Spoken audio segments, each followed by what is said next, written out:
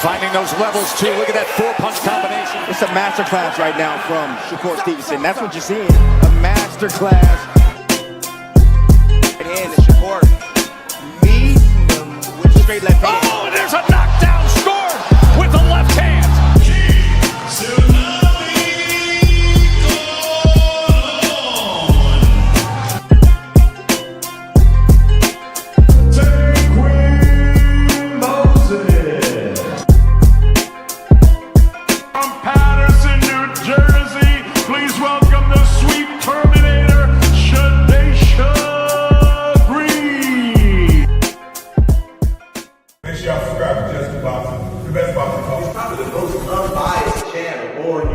Right now, we're going to give him his just due. Shout out to my brother, Just Due.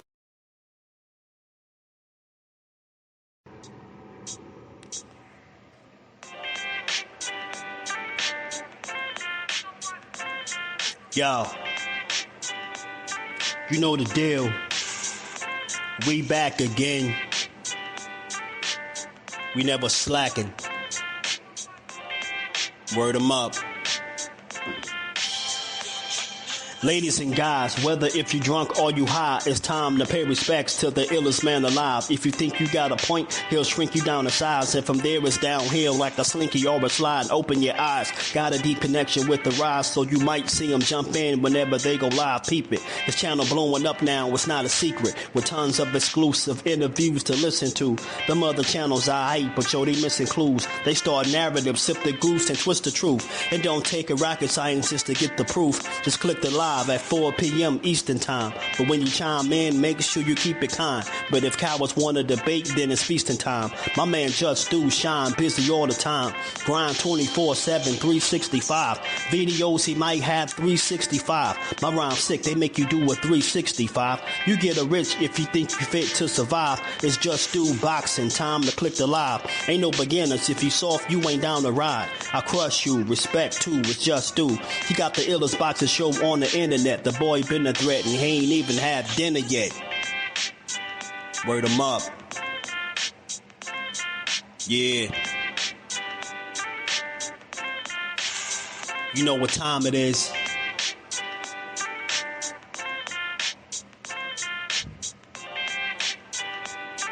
$4 p.m. Eastern. Click the link. Word 'em up.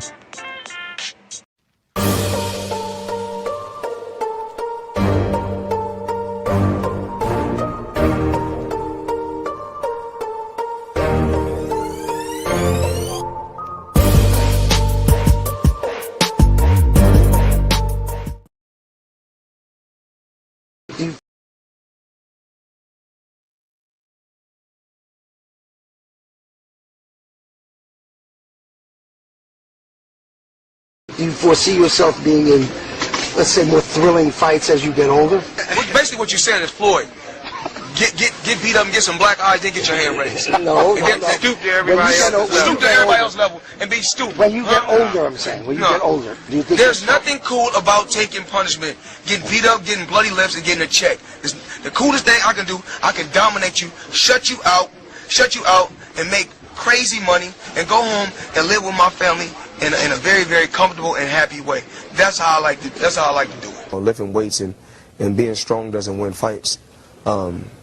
Having great timing and being a very, very smart and intelligent fighter wins fights. I mean, I've been in there before with guys that was a lot bigger and probably hit a lot harder and a lot stronger. But Floyd Mayweather always has the remedy. Okay. Well, 37 opponents had heart, and all of them came up short. Speed kills, I guess, right? Watching you in person is a lot faster than on TV, man. How important is speed? Well, it's not about speed. It's about smarts. It's about smarts, and it's about not getting hit that much. Baldamir's a big guy. What are you going to do to offset the size difference? It's not by size. Skills pays the bills at the end of the day. It's about being smart, and the smarter fighter is going to win. Most guys I don't beat them with speed and power. I beat them with smarts. I think about it. Yeah, it's more up here. Bring the truth or tell on your ass what you're doing or what you're not doing every single time. You can lie, you can bullshit and all that, but when that bell rings, if you ain't put that work in, it's gonna show, bro. It's gonna show. Not to mention y'all in a sport that can cost you your life. Literally, you can die in this shit. So if that's the case, man, if you're gonna do this, don't bullshit with it. If you don't really want it, say to yourself, keep it real with yourself. I really don't want this shit. I can't put the work in that it requires. Walk away. Ain't nobody mad at you. Go out there, you're young enough, you go get educated, get a skill, do something, man. But don't play with this, man. You can get killed in this shit, man. What's good? What's good? What's good with the fam on this good Tuesday, man? We back to build on this boxing and give it its just due, how we always do. What's good with y'all, man? We got some stuff to talk about, man. We got to get to it, man. We might got some fights on the way, man. Is we gonna see Rolly and Devin unifying, man? We could possibly be seeing it. We gonna see Rolly and Devin finally unified. It's a lot going on in boxing, man. It's boxing wars out there, man. Is it safe, man, or what? Is it safe out there? I gotta ask that, man. That's my disclaimer. Is it safe, y'all? Because they be tripping out there, y'all. How y'all feeling though, man? How the fan feeling, man? Shout out to y'all. Shout out to everybody as we get into another boxing build, man. You know how we do over here. Hit the like button, sub to the channel, all that good stuff. Y'all know the etiquette, man. Rock out with your boy. We gonna talk about it, man. I wanted to go over this Rolly interview with Brian Custer. Thought it was a pretty good sit down. Rolly said some stuff that worth a discussion. At the end of the day, I don't know how the hell he finessed his way. I mean, they gave him an opportunity. He beat Ryan, and he been in the mix ever since, man. So I think a solid fight. Look, I think a unification is okay. I think 47 needs some clarity. I think we need some motion. We need to see guys, standing on some business, right? I'm tired of people complaining about Rolly. If he trash, everybody keeps saying he trash, somebody got to go beat him. He got a belt. I'm not trying to hear nothing about nothing. Go fight him. Go fight him. You get what I'm saying? If it was okay for anybody else to fight him, it should be okay for Devin to go in there and fight him. But the only problem that Devin runs into where he going to get some pushback is that he was on record, trashing Rolly on numerous occasions, but Rolly did the same thing. So it's really like it's boxing at the end of the day. I think, you can say what you want, but when it's time to line the business up and when it's an offer on the table and it makes sense, you're going to go with what makes sense. And I think because Rolly found himself in a division at 47 that's not deep with talent, he's a champion. Think about it. Rolly and Ryan is champions in the same division, y'all. Let that sink in. Let that sink in. Rolly and Ryan are champions in the same division. So, 147 is just not what it once used to be. It don't mean it can't be great again. It's just going to take for the fighters that's there to get it going. Keith Thurman mentioned, he made a good point about the welterweights that's there now. He's saying they're not real welterweights.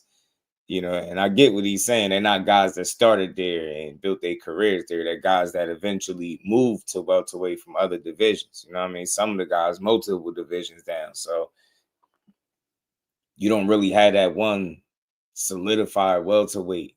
You know what I mean? That's leading the charge that when you think about him, like that's the absolute number one guy. There's no absolute number one at 47. And I think anytime you get an opportunity to fight for the titles and unifications, you get closer to, making a case for yourself that you the guy, right? And I think that's the position Devin finds himself in, right? If you can make the fight with Rolly, I don't see why y'all can't. Y'all shouldn't do it. You know what I mean? I don't care what you said about him in the past. I just don't care. Make the fight. That's what we getting. Cool. We know the unpredictability of Rolly. He looked a little bit better with the new coach. He got rid of Bullet. Since became a champion. Some could argue this is the best version of Rolly now, right? To a degree, there's an argument out there because he's holding the title. So I'm not tripping. We know that Devin would be expected to win a fight on points or outbox him, but that don't stop me from wanting to see it because you just never know what might happen. You know what I mean? He could get caught, he can get clipped. You know what I mean? Rolly land one of those crazy shots, man. You know, it could be curtains. You get me? You see how hard Tank said he hit. So, and Ryan said the same thing. That dude punching. So, I'm cool with it. I'm cool. Lewis Crocker ain't jump at the opportunity, or they got him. He ain't on the market, right? Ryan Garcia just got out of there with Barrios. Said the options, it ain't that many places to go where it's gonna make the most sense. And if you're a guy that got a championship, you better go chase a title. I mean, I think that makes Rolly reasonable because he holding the strap. So somebody got to go beat Rolly. I'm tired of hearing about how trash he is. Somebody show me he trash. I get it, he got losses, but somebody should really want to fight him now, as opposed to any other point in his career, because he ain't had no belt. So it's worth fighting. It's worth taking the risk. It's worth seeing what could happen. You know what I mean? Should be an interesting build-up if they fight each other. You get me? I mean, Rolly a damn crash out, and Devin Haney, and you know, he got bills. So should be fun to see, man. What's good with the fam? No, man. Let me say what's good with the people. Rob, was good with it, my guy. Kyle Cooley, bless his family. Marcus in the building. My dog, what's good with OTB? My Brody, what's good, man? MLC's in the building. What's going on with it, man? The right mindset for that Roach fight. Yeah, man, it's crazy, bro. Every day I see one. OP, what's good with it, my guy? How you feeling, man? I see Cat Sports Mag Life. What it do, man? The word saying Tank never fought no one, but look, everyone calling out Tank leftovers. I gotta start making sense. Man, I don't know. Y'all watch boxing a totally different way than I do. I tell you that. Samuel, what it do? Man. It's a loaded conversation, bro. Y'all Tank fans, y'all super like, I don't know. Like, hey, I don't know what it is. Look, just because somebody fight Tank don't mean no. So let me understand something. If Gervonta Davis fights somebody, it's all it is. He's the biggest fight for everybody. He makes stars, blah, blah, blah, blah, blah. He face of boxing. I mean, after he fights somebody, what is the fighter supposed to do? Retire and don't fight nobody else ever again? Like, think about something. What if Ryan would have just reached? What he's supposed to do after he lose the Tank? What he's supposed to do? Retire? Like nobody else supposed to fight Ryan but Tank? Like, this is the problem. Like, it's very possessive. Like, all right, that was his opponent. It's over with. Like y'all attach these people like nobody else can fight somebody that Tank fought. Get what I'm saying? Tank fought Lamont Roach, right? You get me? Who beat Lamont Roach? You get what I'm saying? Who beat Lamont Roach? Who gave Lamont Roach the one loss, that one actual loss on his record? So did Tank fight Jamel Herring leftovers? I'm just trying to understand y'all logic. Did Tank fight Jamel Herring leftovers? I'm trying to understand something. When he fought Lamont Roach at 135 March 1st, was that considered him pulling up a small guy and fighting Jamel Herring? You see how silly that sounds? It's boxing. The thing is, the problem that you keep running into, bro, you keep saying what other people say over here. It don't apply over here. You talking to this is not the platform where people shit on Tank. So, like, when you say the stuff that you say, I don't understand where it comes from, because this doesn't come over here. It's like, it's boxing. Tank Davis doesn't own the rights to these guys. He fight them, he beat them. They move on. They got to continue their careers. Other people are gonna fight them. It's like I don't. Yeah, everything ain't about Tank, man. Like, bro, like, God, Jesus Christ, man. It's boxing. What do they supposed to do? So everybody, Tank got 31 fights. Everybody he fought was undefeated, right? And he fighting a guy with 18 losses. Is he fighting dudes leftovers? You get what I'm trying to say? Like, what do we be talking about? This is boxing, not food. I don't believe in leftovers. Think about something. You can call it the leftovers. Ryan Garcia is the leftovers. Rolly is leftovers. They're both world champions right now. Neither guy was a world champion when Tank fought him. So they arguably could be better versions of themselves when he fought them. You get what I'm saying? They actually got hardware. So I don't know where this, Tank this. And I don't know, man. People got to fight, bro. Get what I'm saying? Like, I don't get it. I don't understand it. I don't know what they supposed to do. Shout out to Samuel. Leftovers, I don't get it. Damn, it was good with it. Everyone said Tank never fought no one. That's the thing, but you can't keep coming over here talking about what everybody else said because it don't apply. It's kind of, do you get where I'm going? I don't want you to think I'm coming at you, but why do you tell me what everybody else said? I didn't say it, so I don't care what other people say, right? Like when you gotta it's like read the room. You at Just Do Boxing now. You could let your guard down. You don't gotta have your bulletproof vest for Tank, bro. Like you can come over here and just chat. You ain't never heard me say it, so I don't want to respond to shit that I don't push, right? Like imagine going to somebody's channel and keep telling them what other people say. I don't give a fuck. I don't care. Tank fought who he fought, bro. He fought 31 opponents. They was who they was. Tank is a business. These dumb clowns act like they don't know that. Well, let them be blue in the face. But we over it. Fuck them. They don't enjoy Tank. Tell them to stop watching them and talking about them. You get what I'm saying? I have finally learned to just laugh at the ridiculousness that come out of people's mouth every day about Shakur. And any other boxer, all this hate, the hell with it. The hell with them. We gonna enjoy Tank. Guess what? When they said he's fighting Pitbull at 140, guess what Just Do said? Go beat his ass, bro. I don't care. But go beat him up. But I don't give a fuck. And I mean, I say this with all my chest and heart. I don't care what nobody else is talking about. I don't want to have to respond to things that other people are saying. Like for me, like, yeah, they got to make it make sense, man. They be saying them corny dudes, man. Tank gonna fight. That goes for all boxers. They're gonna fight who makes the most sense for them. They're gonna fight fights that they can win. They're gonna fight fights that they can make money off, right? They're not always gonna take the biggest risk. You know what I mean? They gonna always want the biggest reward. It's just what it is, man. Tank gonna fight who we fight, and it's okay. Fight Pitbull, beat his ass too while you at it. You hear me? Beat his ass. I get it, but it's like, screw these people. When you come here, just think about, man, this is somebody that appreciate Tank Davis. I ain't tripping on Tank. Tank, go out there and beat Pitbull ass, bro. Straight like that. You get me? It's all good. I get where you going, but it's like, the hell with him. Like, I don't know. Like, I just keep hearing this argument. Like, people make it seem like once Tank fights somebody, nobody else can fight him. If you fight him, then you trying to be like Tank. It's boxing. It's like, then we be saying we want to see the best fighting the best, and we want to see guys all fighting each other. But soon as guys attempt to fight another opponent that one guy faced, we start complaining about it.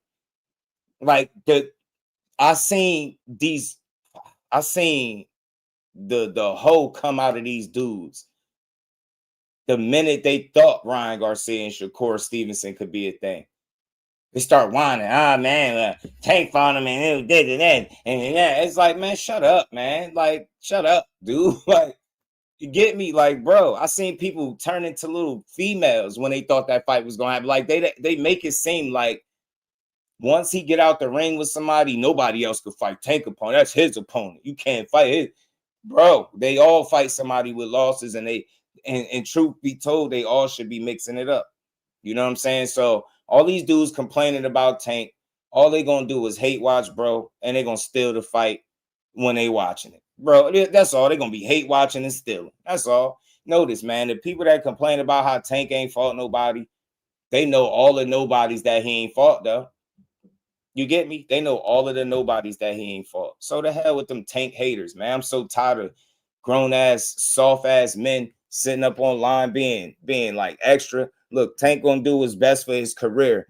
In the minute that y'all think that any of these boxers are supposed to stop doing what's best for their career and do what the fans just want them to do alone, that's the day you really lost. You get what I'm saying? That's why I choose to just support, man. It's a lot easier just to support these dudes. I'm sick of grown men that ain't never accomplished shit, sitting up on YouTube, out of shape, running around, running their mouths about athletes that they can never come close to doing the shit they do.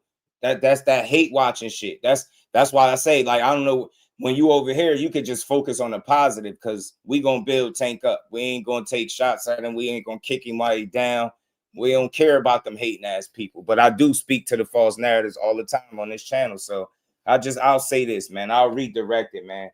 We rocking with Tank. If you want to fight Pitbull for the second time, bro, after, you know, a controversial fight, after some inactivity, some legal issues, man, by all means, go out there and fight that man, right? Lamont Roach is essentially reported to be on the same card. They trying to put them, from what I understand, that's supposed to be a fight that they're trying to put together too, by putting them on the same card. So it's like, think about it, bro. It's people that expect guys to come off of layoffs and just fight Godzilla. It's not realistic, even if it is a Tank Davis, right? You're going to go out there, you're going to take a winnable fight. People don't want to hear, oh, well, it's going to be a winnable fight. It's going to be a money fight. Pitbull still selling tickets. Pitbull still putting itself in big fights, right?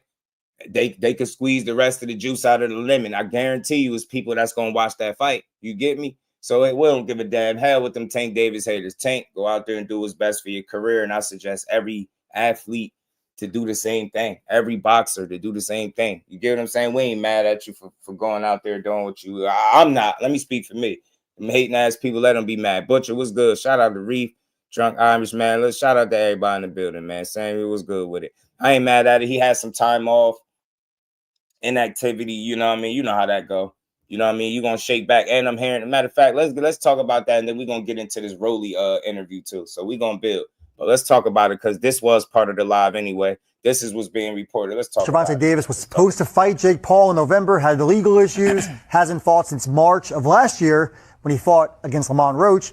I'm told that he's in advanced talks right now to fight a rematch against Pitbull Cruz that would be at 140 rather than 135 like the first fight this summer. I expect it to happen. I think that'll be his comeback. Look, over here, we don't do no whining, man. We just support it, man. We support boxing. That's what I'm on for the rest of the time I got a channel. I'm just supporting boxing, bro. I ain't doing no complaining. If they give me a horrible fight and they charge me money for it, by all means, I'll do some complaining. Or I'll put it in its proper context. But this is something that we knew could potentially happen. It's people that feel like Pitbull Cruz fought him so good, he deserves a rematch. Yeah, 140 is people that feel like, you know, they would like to see it again. Pitbull is dangerous. Maybe he'll get lucky this time and actually beat Tank. There's people that think Tank can actually knock him out this time with a you know, two healthy hands, right?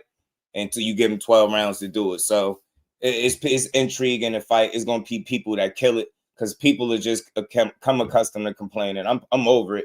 I got a lot of other shit that you could focus on and worry about. Boxing ain't gonna be one of them for me. I'm just gonna enjoy the fights. Like I said, I hope they put together a good undercard. Give me a reason to buy this fight a second time. I want to support them anyway, but give me a reason to want to do it by stacking the card the right way. And I'm all in, man.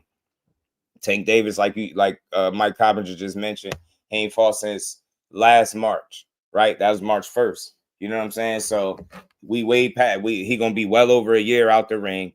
He's not coming back. He's not coming back fighting no killer. Sorry, he's not gonna do that. But if people just learn to relax, take a damn breath, stop whining, and consider his situation. People just said he wasn't focused, right? They didn't feel like he was as focused for the Lamont Roach fight, right?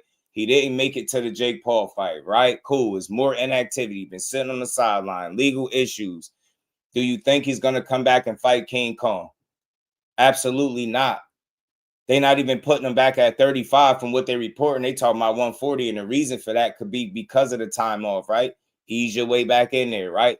Remember, he was preparing to fight Jake Paul at one point, so they're going to ease him back in there with the time off. If the ideal is to run back the rematch with him and Lamont Roach, why we really tripping? Ain't that what people said they wanted? That's why I say in boxing, you don't always get stuff exactly when you want it. But if they can give it to me in a way where it makes sense, I'm not tripping. So people still feel like Lamont Roach and Tank Davis got unfinished business. It's people that will want to see that rematch, right? Maybe they killed some of the momentum, but maybe a great performance over Pitbull Cruz, a guy that just went and had the same draw that Tank. You get what I'm saying? You draw with Tank, you draw with Pitbull. Now you put Tank in there in a rematch off a layoff. Tank go out there and do what he do. You know what I mean? My coach Calvin voice to go do what he do. Maybe they set them up for a rematch and people get to see them run that back. And maybe y'all get to see the result that y'all wanted to see the first time. But I'm done with all that whining over boxing, bro.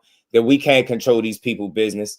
They're going to do what they do anyway. Like I said, just don't try to oversell me. Just don't piss on me and tell me it's raining and nothing like that. That's all. Pitbull Cruz is a tough, scrappy guy. He gave Tank some good rounds, a good scrap, decent scrap the first time around. He damn sure didn't win, but I mean, considering the circumstances, I can understand why they might go this route, right? You got to think about money.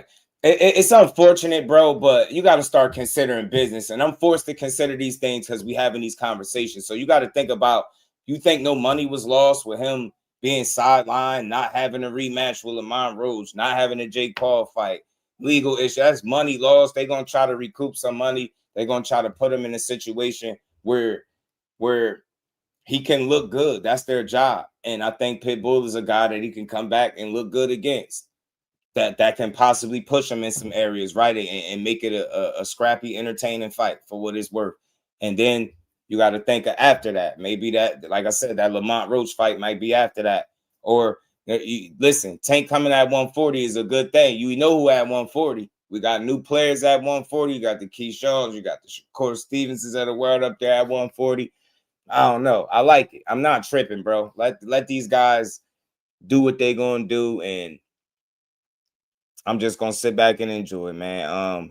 This would be interesting. Tank said he ain't feel comfortable at 40 when he fought Barrios. To see him back up there, I respect it. He willing to go out of his comfort zone again, and although it's against Pitbull, doesn't matter. I watch the fight, bro. Just give me a good undercard. That's all. Give me a good undercard. Give me a good undercard. You know what I mean? Yeah, you know what I mean? Yeah, man. Shout out to you, bro. So I support all these dudes. That's why there's no hate coming from me, man. So I'm over it. Dank, what it do, man? That's what they said. Mike Coppin saying is, you know, they working something out at 140. So let's see. You know, PBC, you gotta think it's a business, and Tank is part of that business. And I know people hate to hear that side of it, but that's the reality. And I think the reason why I try to bring that up, for as much as I can understand it from my vantage point, right, is because it provides context and why maybe he's going with a certain opponent, right? Some people be like, why the hell you fighting Pitbull? You beat him already. It's years later. It's this, is that. But sit there and ask yourself, why? Like, Pitbull's still been in the mix, right? You get what I'm saying? He just fought a Lamont Roach. Or, hey, you know what I'm saying? He a tough guy, man. They could sell some tickets. That's what they're gonna want to do. Make some money, put their guy in a position to shake the rust off, look good, get a win, make some money, right? And get on to the next fight. And that's what people don't want to hear, but that's what it is. But look, I got something to tell you. I got a secret that's really not a secret, y'all. For all the people that's mad at this Pitbull fight, if you mad, guess what, y'all? You ain't gotta watch it. You ain't even know that, did you? You ain't even know that, did you? If you mad about any boxing, not just this reported fight, guess what? Guess what happens when it come on that night? Guess what? You ain't even gotta watch it, bro. You could just go do something else, huh? You know what I'm saying? You go do something, go play cards or something, go play spades, dominoes, whatever it is you do in your downtime. You ain't even gotta watch it, bro. But I ain't mad at nothing that these dudes are doing, because I'm pretty sure that it's a rhyme or reason why they doing it. Yeah, I would love the world where I could say, yeah, all of the best are fighting the best, but I'm not a fool, man. I'm not a fool. You get me? So at the end of the day, if it's something that is worth the money, then I'm cool with it, So look, a layoff, you know what I mean? Missed opportunities, legal situations, ring rust, things like that. You got to consider all of that when you coming back. Like, it's people complaining now about the guy that Dimitri Bivol about to come back and fight, but Bivol coming off a damn back injury. You get what I'm saying? But people expect him to come back and fight Better Beav or Benavidez or something stupid like that. Like, people are not realistic. So Tank not Superman. Hate to break it to y'all. He is mortal. He is human, right? They're going to work him back into the fold is my guess. And by doing so, they're going to give him a scrappy guy that should be able to push him. Pitbull does present a certain level of danger, but not enough to beat nobody like Tank, in my opinion, unless Tank is completely off his game. And there's some people that feel like he ain't focused. So it's some intrigue to see what he's going to look like coming back, especially against a guy that could be dangerous like a Pitbull, right? So we'll see. I mean, Johnny Beck has been stripped of his IBF middleweight title. I knew they was going to get him. He still holds the WBO title, but he's suspended until December 6th. Shout out to the plug, L-Dub Boxing. Boxing Bill was good with it. No, I mean, shit, we just got here, Boxing Build. Shit, we just started pretty much. I ain't get to that yet. I'll touch on that briefly throughout the live, but yeah, man. Let's see if this is the fight. I don't care. Fight them. You know what I mean? Like, I would like to see what the undercard gonna look like. You know what I mean? They usually put together solid cards with Tank, so. If that's what happened, let's see, bro. All that whining, we can't pick who they fight anyway. Tell me a time in boxing you ever could pick who they fought. Tell me a time. Ain't no sense even tripping. Just don't buy it. Be like, yo, you don't like the Pitbull fight? It's trash. I ain't watching it. Cool, okay. I mean, we game all night. What's good with it? Tank made him. Tank will finish him. Tank in 9. Yeah, you get what I'm saying? That's so shit. Go out there and do you, man. Yeah, I a little bit I did. Shout out to Behind the Hands TV. A little bit. So I'm just here to, reiterate that let's enjoy boxing, man. I ain't complaining about no matchups. Tank, go out there and beat Pitbull ass. Shit, stop him. Do what you didn't do the first time. Shit. Can you do what to do? Can you be the first one to stop Pitbull? Think about it. Not too many people make it out the fight with Tank. Get me? It's some intrigue there. Can he stop him? Can he stop Pitbull? Pitbull. Some people say Pitbull ain't a 40-pounder. He don't do that well at 40, right? Can he stop him? He could possibly stop him, right? I mean, who knows? Some people say Tank ain't gonna be comfortable at 40. Is he giving up some stuff, right? Do anybody got an advantage? No, I mean, I'm just gonna watch it, bro. I'm just watching boxing. I just see too much complaining for me to take part, man. I'm good. Hell with it. I mean, we gonna enjoy this shit. Tank, you gonna fight him. Beat his ass too. Like I said, say ready to go to 40, bro. You get me? And one more time, just so y'all know where I got that, shout out to L the plug, because he been mentioned that anyway too, man. But I had played the little clip from Mike Coppinger for y'all. There you go. Gervonta Davis was supposed to fight Jake Paul in November, had legal issues, hasn't fought since March of last year when he fought against Lamont Roach. I'm told that he's in advanced talks right now to fight a rematch against Pitbull Cruz that would be at 140 rather than 135 like the first fight this summer. I expect it to happen. I think that'll be his comeback.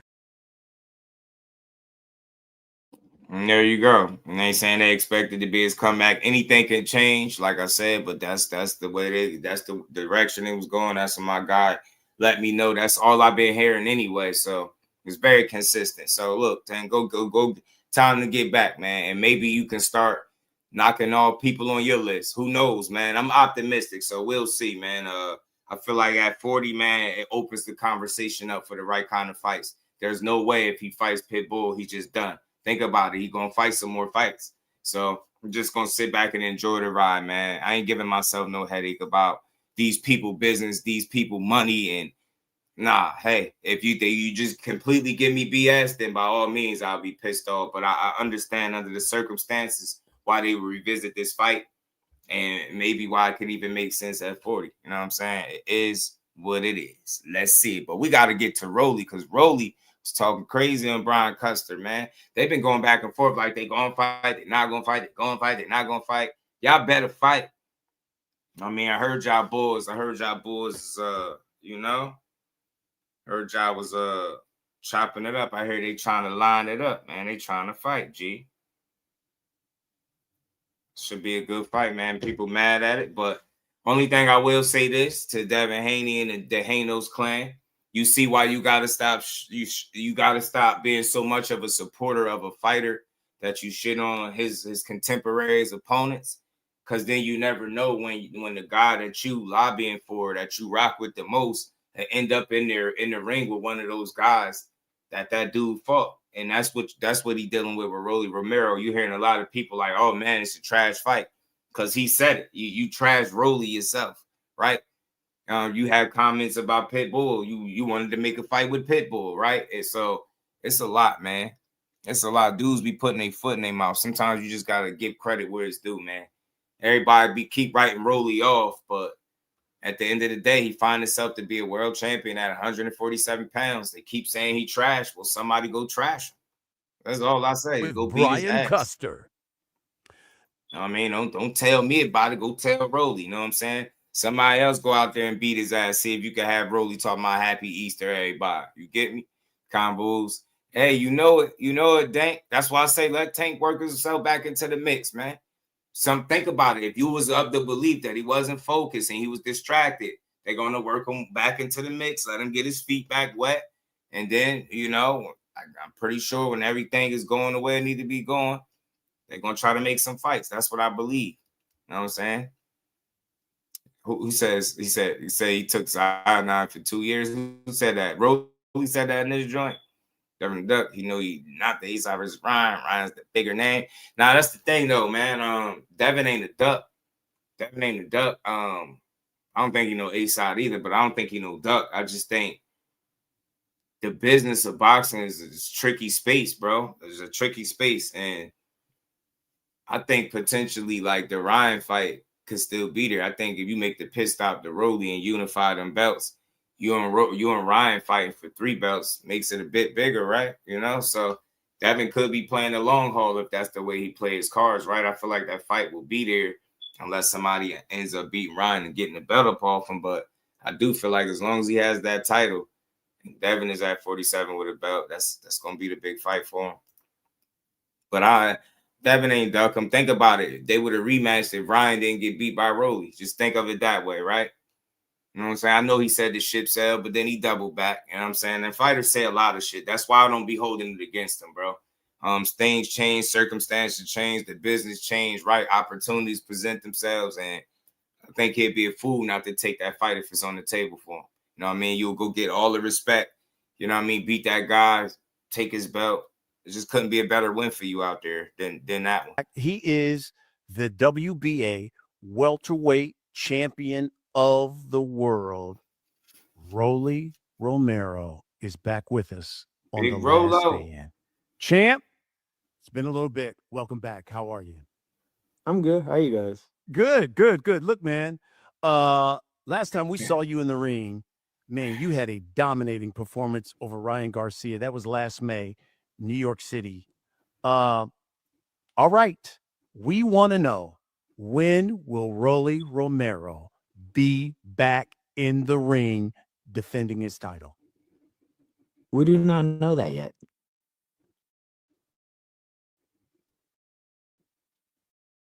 We do not know. I'm sure you got an idea. I don't know. I mean, there's talks of this and that and all that stuff, but I don't like to really talk about that stuff because for some reason, the only one that gets blamed for not making fights is me, even though I'm the one that, I mean, you don't get to where I'm at with 19 fights unless you actually fighting people. So that's interesting you say that because, we have. One thing about fighters, boy, you can't tell them they ain't on. You can't. One thing about Rolly, you can't tell him he ain't accomplished. He ain't that dude. Man, I'm telling you, bro. Rolly was an overachiever in boxing. So you could call him trash, but that's why I don't push that narrative about him being trash. I just think he's inexperienced in ways that a lot of fighters aren't, right? Like starting late, just picking it up late, right? And being a bit limited to a degree, but still dangerous. And still you gotta respect him. So you can say what you want, but just any old body won't beat Rolly, right? People don't want to have those conversations. I'm not going to sit here and try to argue like he's some world beater and he's elite and this.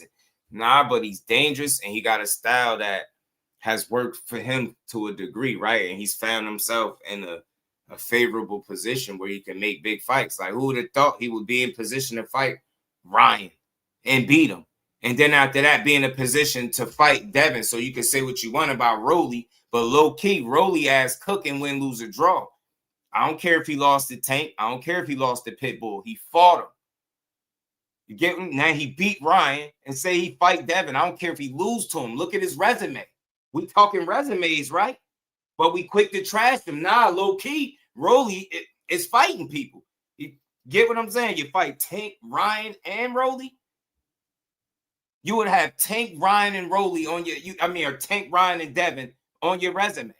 And you would have the win over Ryan, where they thought you was going to lose. Everybody felt like Tank was going to beat you, right? People will feel like the same thing with Devin. It'll be a large consensus out there that Devin outboxes you. Devin, Rolly, you playing with house money again. They count you out again. The last time they did it, they counted wrong. So again, how trash is Rolly? That's why I don't even want to have that kind of conversation, because I respect it. I don't care how he did it, how he in his position. He here. If he's willing, he fought Tank with 14 fights. Fought Tank Davis with 14 fights. And he took chances. He got his ass knocked out, but he was out there trying, right? Tank respected him. He was out there trying. He got in there with Pitbull. Pitbull had him on skates talking about Happy Easter. I get it, but he fought him. Finished the fight on his feet, right? Counted out against Ryan Garcia. Goes in there, drops Ryan, neutralizes him, outboxes him, beats him up. And now he in position to fight. You get what I'm saying? A Devin Haney. You got to respect that from Rolly. You see why we having the wrong conversations. I respect the grind. It took a while to get to this point, but now look at it. This shit carving up pretty decent. A resume ain't just who you beat, it's who you fought too, right? That's a respectable resume. You can say for a guy that's fucking trash, they say Tank is the first ballot Hall of Famer. Say the same shit about Devin Haney. You get what I'm saying? Not so much about Ryan, but you telling me this dude will have 2 first ballot Hall of Famers on his resume, and we want to call them trash? Kid got a lot of heart, man. Rolly got a lot of heart, bro. So I look at shit different, man. I don't think the dude is trash. I think he picked up boxing late. I think he's limited. I think him and his coach. That's the way I see it. Maybe they practice things a certain way and they was cool with it without correcting it, or you know what I mean. We seen him. He left, split with him, went with a different trainer. Rolly looked like a slightly different guy, right? Seemed a lot more peaceful. So I don't know, man. I like Rolly, man. You can't knock him, man. He don't have a hell of a resume when it's all said and done. Shout out to Sunchild. Rich was good with it. The Objective fan, my dog was good with A1. How you feeling, man? Shout out to Rich Sunchild in the building. Banks, what it do, man? Y'all hit that like button, man. Let's keep building. Lisa, peace to the queen. How you feeling today? Always good to see you. Shout out to the fan. Let's keep rolling, man. Let me get to this, man. Bill Haney on the last Rolly doing his last thing. week. Bill Haney said, I've been talking to Rolly Romero. I talked to his manager, Louis DeCubas. He says we have an agreement to fight May 30th, whether it be New York, whether it be Vegas. But he says Rolly Romero can't back out of this one because, in his words, Debo is coming to town. Jose was good, homie. But the contract was sent to them two days ago, and Bill kind of disappeared, went and grabbed milk. So real quick. Nah, I ain't gonna lie. I do think they sleep on his skills. I do think that. I'm not about to sit here and try to like mind screw people into thinking that this guy is some, but for where he picked up boxing and where he's at, he's overachieved. I know he's been put in some favorable situations where, we seen the Big Watch Barroso fight. Like, we get it. He putting hands on Rolly. We get it. But he did stand tall in that Ryan fight. Big underdog, man. He got it done. So I think Rolly is a little deceptive, a little awkward / unpredictable to a degree. He's a mixture of that. And he has the style that works for himself. And he could present issues because he has punching power and is willing to take chances. And he's a physically strong dude, so with some size. So Rolly presents a certain level of danger. Not saying that he'll beat Devin if and when they fight, but Devin gonna keep Devin honest. I bet you that. So I mean, let's just say it like this, right? I don't really want to talk about Devin or any of that stuff because, like I said, the fight's not made. What is it to talk And this about? was Like I beforehand said, too, y'all. nobody's So ducking or dodging Devin Haney. Nobody cares about Devin Haney. So yeah, he's now fast. he says Cal, he got speed. they've Fast. agreed. They've already signed on to it. I don't see no paperwork. And then who was the one that pressed the fight? Me, right? Who's the one that sent everything? Me, right? Okay. I'm telling you, if the contract's not signed, it's not signed. Do not believe the Haneys. They are very deceitful people. Huh. I know you've had some back and forth with Devin on social media. I remember seeing an interview where at one point you talked about Devin Haney, a boring fighter. You had no interest in fighting him. And then I want to say this. What I'm hearing is Rolly wasn't trying to push for the fight in the public, but was doing it behind the scenes, which I could respect, because that would mean he's about making that fight. So that's again another reason why I could respect him. The more limited people tell me Rolly is, the more trash people tell me Rolly is, right? The more I respect him, because he continued to find himself in the ring with guys that are supposed to be so much better than him, from Tank to Ryan to Devin right now. You know what I'm saying? Look, think about the Ryan Garcia rematch. It's Ryan looking like he don't want to deal with Rolly again. You get what I'm saying? Yeah, Salas, I think he improved Rolly a bit, Kyle, if we being fair. You know what I'm saying? So I'm here for it. I'm here for the Rolly where you experiment. said, Let's see. I don't want to fight him because I don't want to get sued for two. Maybe he'd be an unsung hero. You know what I'm saying? Maybe he come out of nowhere. Maybe he land the money punch on Devin. I'm not saying he does for sure, but who knows? We see upsets all the time, right? We see shit happen all the time. 2 years after I knock him out, I don't want to waste my time. So I might get sued after this interview. Why the change of heart? What changed your mind about? Okay, you know what? All right, I'll fight Devin Haney. I mean, we had other fights lined up. Yeah. Jay was good, homie. Why waste why would I waste my time with somebody that's gonna sue me after I knock him out if there was other fights to be lined up? But what is drawing your interest back? And real quick, man, I gotta put this to bed because it's overblown and it's corny. People want to sit here and act like they ignore it just so they could push some he's scary, he a bitch narrative. Man, get that weak ass shit out of here.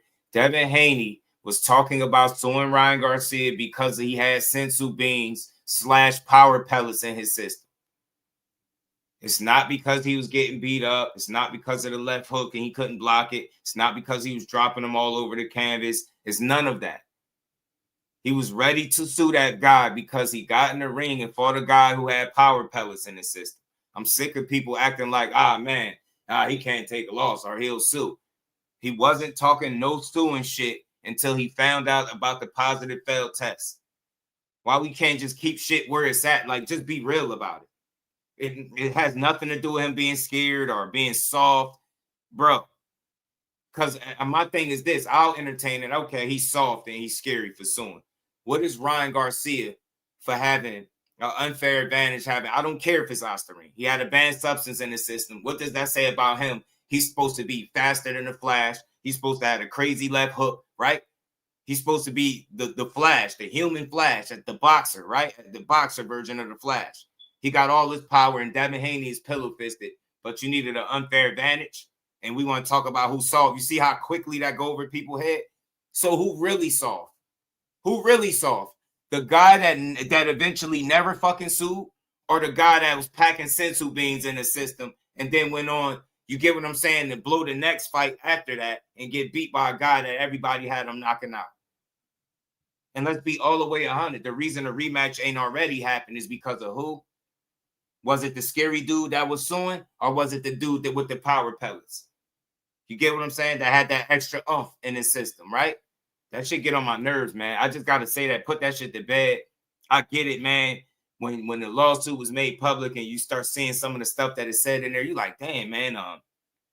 He basically seemed like he's suing because he got his ass beat. But if we take PDs, if you take Ostarine or any banned substance out the situation, Devin Haney was going to take his loss like a man, and y'all know it was because we had enough time to see how he was dealing with it. He wasn't crying, making excuses. He wasn't even making excuses after the fight, bro. His shit was all swollen. He took his lumps and kept it pushing and didn't start talking about the suing shit till he found the juice advantage, bro. So I just want to say that people will do anything to push a narrative, bro. Ain't nothing soft about the kid, in my opinion. If he was soft when he was eating them left hooks and them right hands, he wouldn't have got up 2-3 times. You get what I'm saying? And some would say 4 or 5. He wouldn't have kept getting up. That's a soft person wouldn't have made it to the end of that fight. So who really soft? The guy that's packing the extra unfair advantage over the guy with pillow fists, right? You get what I'm saying? Who really soft? That's all I'm saying, bro. When people do that and Rolly, you better be careful because if you make that fight, don't say shit if you get peppered with jabs and right hands and outboxed and you can't land them damn punches that you be looking to land. Don't say nothing. You drop Haney. Nah, he could if he landed, hell yeah. Listen, Rolly could drop anybody that he land that punch on to me because he really can crack. But I just got to put context to that, bro. I ain't trying to come to nobody aid, but I'm for boxing. Devin Haney got a bad rap for a lawsuit that didn't even go nowhere. And we all know it was Bill Haney that was pushing it because he felt like he was doing right by his son. It wasn't Devin running around everywhere. You know what I'm saying? He just felt like, bro, this dude cheated me and he running around here like it's all good. People got to remember, man, the same guy. What was he at, man? What was that tweet at, man? Remember this? Remember this from Ryan? Remember this from Ryan? I need more steroids. I'm addicted. He was doing shit like this. Why they saying he was juiced with the eyes? This is what he was on. I will never forget that. So who really soft? That's all I'm saying, bro. The man that got up off the canvas with the guy that had the unfair advantage, or the dude that had the unfair advantage was supposed to be faster with the bigger punch, right? With the super left hook, right? Come on, man. Make it make sense, man. Devin did right. And at the end of the day, people forget to add context to it. When he said, man, drop the lawsuit and I'll fight you, what happened to that lawsuit, y'all? What happened to the lawsuit? Shit went away, didn't it? I'm tired of hearing about it. It's just they over. It's like, I get the jokes, but it's like they overblowing it now. They overdoing it now. It's whack. So, Rolly, you go in there. I'm pretty sure if you land that shot on Devin and you beat him fair and square, you're not going to have to worry about no lawsuit. I know people say that to poke fun, but that shit right now is like a corny joke, man. It's like an old-ass joke. He was suing Ryan Garcia because Ryan Garcia was cheating. End of the story, bro. And he felt like his money was messed up. He felt like he damaged his career for a second from my estimation. And I understood it. Look how he was carrying it. The dude posted, I need more steroids. I'm addicted. The dude went and did an interview or was in a video talking about a league where they allow you to use steroids and people thought this shit was a game. So who really soft? That's all I'm saying. I ain't saying nobody soft, but I'm just asking the question. Let's keep rolling, man. Hit that like button, y'all. We got 50 people in the building. Let's keep rolling. A jump. What's drawn your interest back to fighting Devin Haney if you're like, nah, I'm not interested in that? I mean, there's a belt. I mean, he might get dropped. What else would I care about? There's a belt.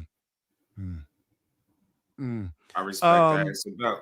Go get that belt, Rolly. At one point, I know you had Connor Ben. Yeah, it's crazy because Conor Benn was over there begging for the fight Thursday. Yes. Even though we were in complete talks and he knows it, and he begged me for the opportunity, all this stuff, right? Then he causes all that commotion and all that stuff, right? I didn't want to scare him, so I didn't push him back. I didn't do anything, right? And he got scared anyway. Was good, homie. Mac Majestic was good. So that was the original. That was what originally was going to happen on May 30th, but You know, I mean, life happens. You know? Yeah, I mean, it's been a belt on the line. If you asking about with Rolly, you know what I'm saying? Look, Rolly just be he just be having fun. I don't only hold nothing against Rolly, but all that suing shit just be corny. It's kind of like ain't nobody even get sued. Ryan ain't get sued, but he cheated. You get me? Think about that. Ryan ain't get sued, but he cheated. But Dev got cheated. But we'll still keep talking about a lawsuit. So who got sued? That I'm gonna leave it alone. But who got sued? I just want to know. He was suing, right? It was a lawsuit, right? Nobody actually got sued, but somebody actually got cheated. So again, who really saw? That's all I'm saying, bro. Call me crazy, but I believe, bro. Hey, some stuff that he be saying, bro, I'll be believing him too. He be sounding like, you know, like it's possible. I mean, it happens. Devin ain't end up suing nobody. Boxing's Like like a to my box of knowledge. Nah, he didn't chocolates. sue You Ryan never know what Garcia. you're gonna get, right? What'd you think when he took $15 million from Zuffa Boxing? I don't believe this. Regis Prograis. I mean, do you think that? Let me ask you guys all something. Do you think Regis Prograis fight for no belt, no nothing on the line as a co-main event's worth $15 million? That's a lot of money, man. Well, I mean, no. I mean, from an economic standpoint, do you believe it's worth that? Or do you believe that that's even remotely possible? I don't know.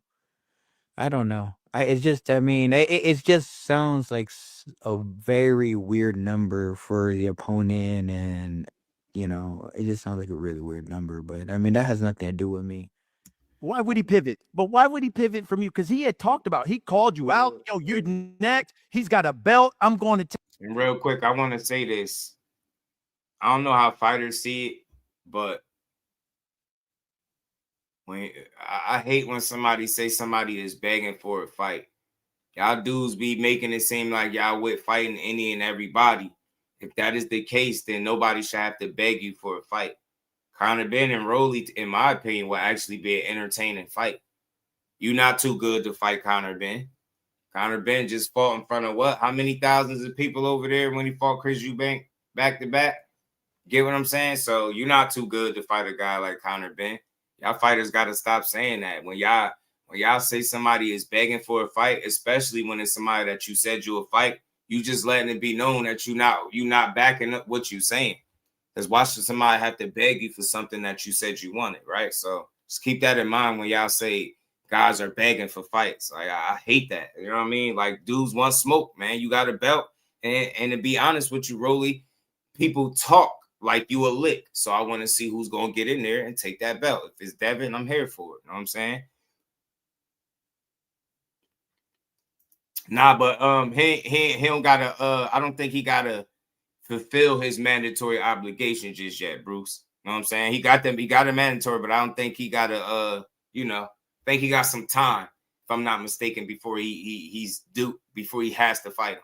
You know what I mean? I don't think it's now. So and then unification, especially with Devin, why do you with think Trump, he would pivot with Trump the mandatory from you to then? He wanted to play big tough guy. He just wants to play big tough guy. He's not serious. He knows that he's not on the world level, you know. And once and the thing is, he'd get exposed if he fought any single one of us at the top level.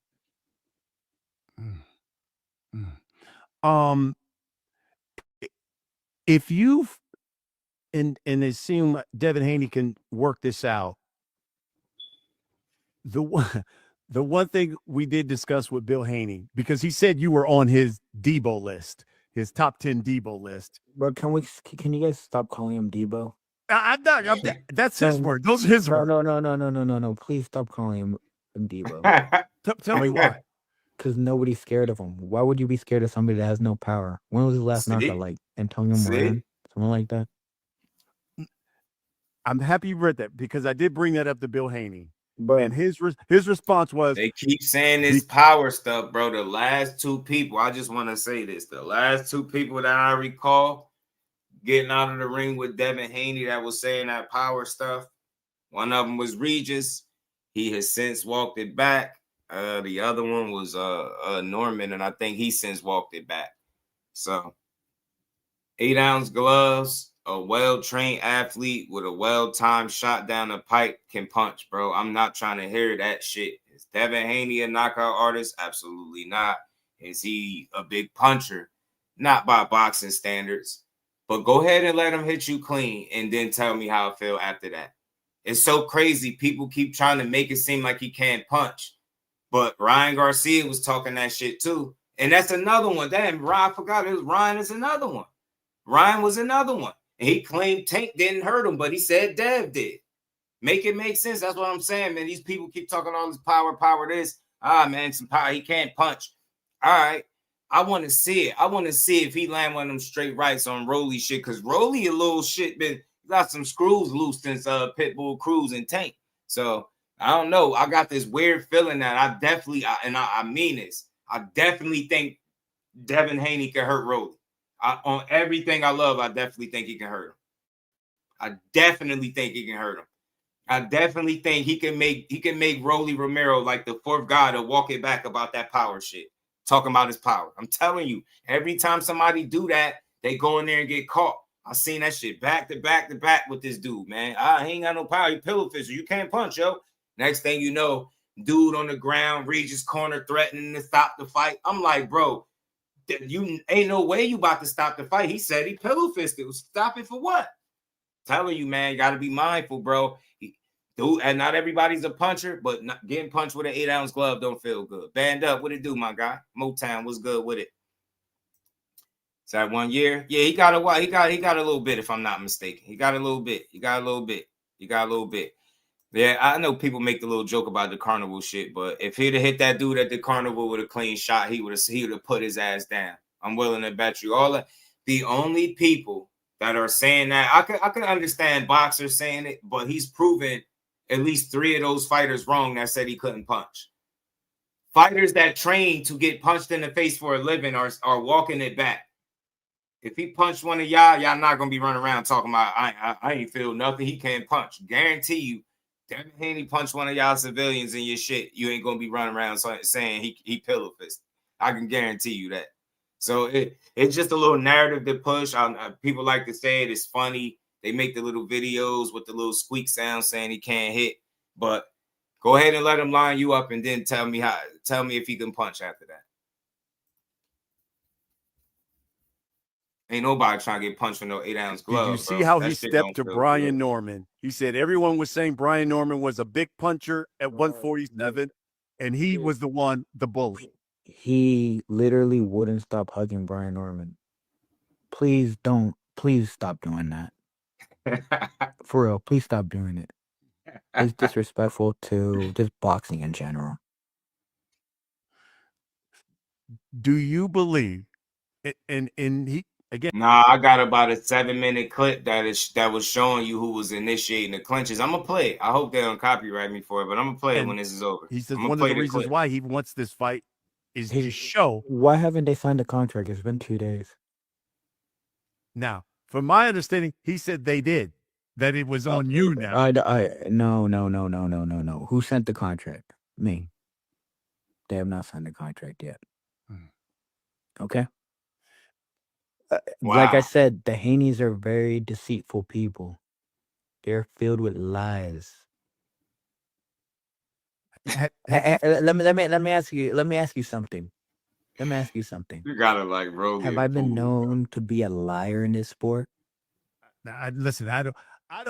No. I'm asking you. Have I been known to be a liar in this sport? No, I would say that's never been a rap that they. Right. People may say, but I think all fighters may hype some things up. No one's ever said you lied about anything. Never.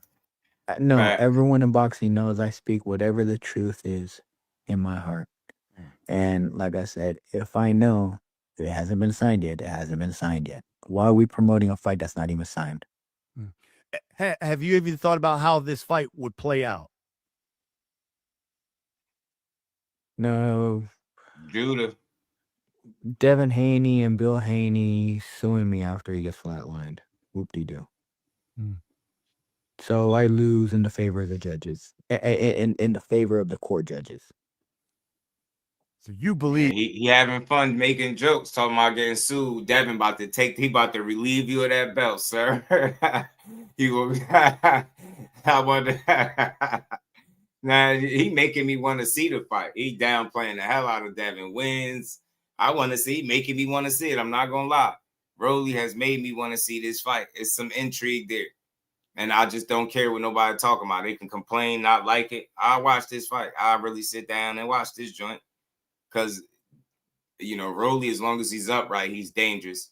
But I believe Devin is on, you know, skillfully a higher level, clearly. And I think he'll be able to display that. And, you know, how he'll go about taking chances against a guy like Rolly would be interesting. You know what I'm saying? Because, again, you don't want to make the mistake. The dude is rough. He don't care if he land the elbows or whatever. Rolly will get a little physical in there if he need to. So it'll be interesting to see what range the fighters fought at. With Dev try to keep him on the outside, or would he be willing to go inside with the clinch and try to work in the clinch, how he was doing in certain spots with Brian Norman, which made that fight interesting. So I'm with this. I'm with this. ASAP was good what he said. Rolly might not make 47. I think he'll make it. I think he good. I think he be straight. I think he good. He say he gonna have fun. Yeah, he say he gonna have fun with Rolly. May 30th. Devin Haney. So look, you guys get in the this ring. interview was a little bit before those tweets. So I just want to let y'all know. So you hear what Rolly's saying. Like, this was prior to that. So since then is, you know, he said he's gonna have fun with Rolly. You know what I'm saying? Indicating that he said they're gonna fight. He said, I think he said May 30th. I think that's the day he threw out there. So I want to see it. Mason, he just did an interview and he said, you know, he just pretty much waiting for what's next. You know what I mean? Training. Because somebody asked him an update. So he didn't give like no dates or none of that. He just basically waiting what's next. I wouldn't be surprised that dude gets some type, obviously like some type of title defense. I ain't gonna say homecoming for sure, but wouldn't be surprised if it's something within that vein, possibly. You know what I'm saying? I don't see it being no unification and nothing like that. How people be speculating, but I could see him definitely getting a title defense. Maybe voluntary, who knows? I don't know. I seen the footage of Devin piecing up Rolly. Yeah, he was piecing Rolly ass up in sparring. Yeah, he's piecing his ass up in sparring. Cordina might be next. Oh, yeah. I did hear a report about Joe Cordina possibly being the next fight for Abdullah Mason. But he didn't say that. He didn't put that out there. We shall see. Whatever God wants. I did hear that. If God wants this will happen. If God wants that, it will happen. Anything that God wants is going to happen. And what do you want? Hey, I want to point this out too. Out of all the fighters that be saying, you know, God this and God that, I'm not knocking Rolly. He's pretty consistent with his message. He seemed like he's changed for the better. It's a more sense of calm with Rolly. I don't know if it's the losses. I don't know if it's the age. I don't know what it is. But it's a little different. It's something a little different about Rolly that I could appreciate. You get what I'm saying? He's pretty mellow. Like, you get me? He seemed like an honest dude too. So, I mean, he's a jokester and a clown, but I think he's a pretty honest dude. He seemed pretty solid, man. Let's keep rolling. Whatever God wants. Okay, got it. I am completely submitted to the Lord my God, Jesus Christ. And if Jesus Christ wants me to be victorious, he will make me victorious. And if he doesn't want me to be victorious, I will not be victorious. Okay. It does not matter. You got it. None of that matters. You guys look at boxing as like this or that. Just enjoy the fight. Just watch. Enjoy everything. People want to do everything. People want to just speculate stuff. Okay. So we had Ryan Garcia as well on The Last Stand. I asked him to respond to a statement that you had made where you said he had wasted months of your life negotiating a rematch only to walk away to face Barrios.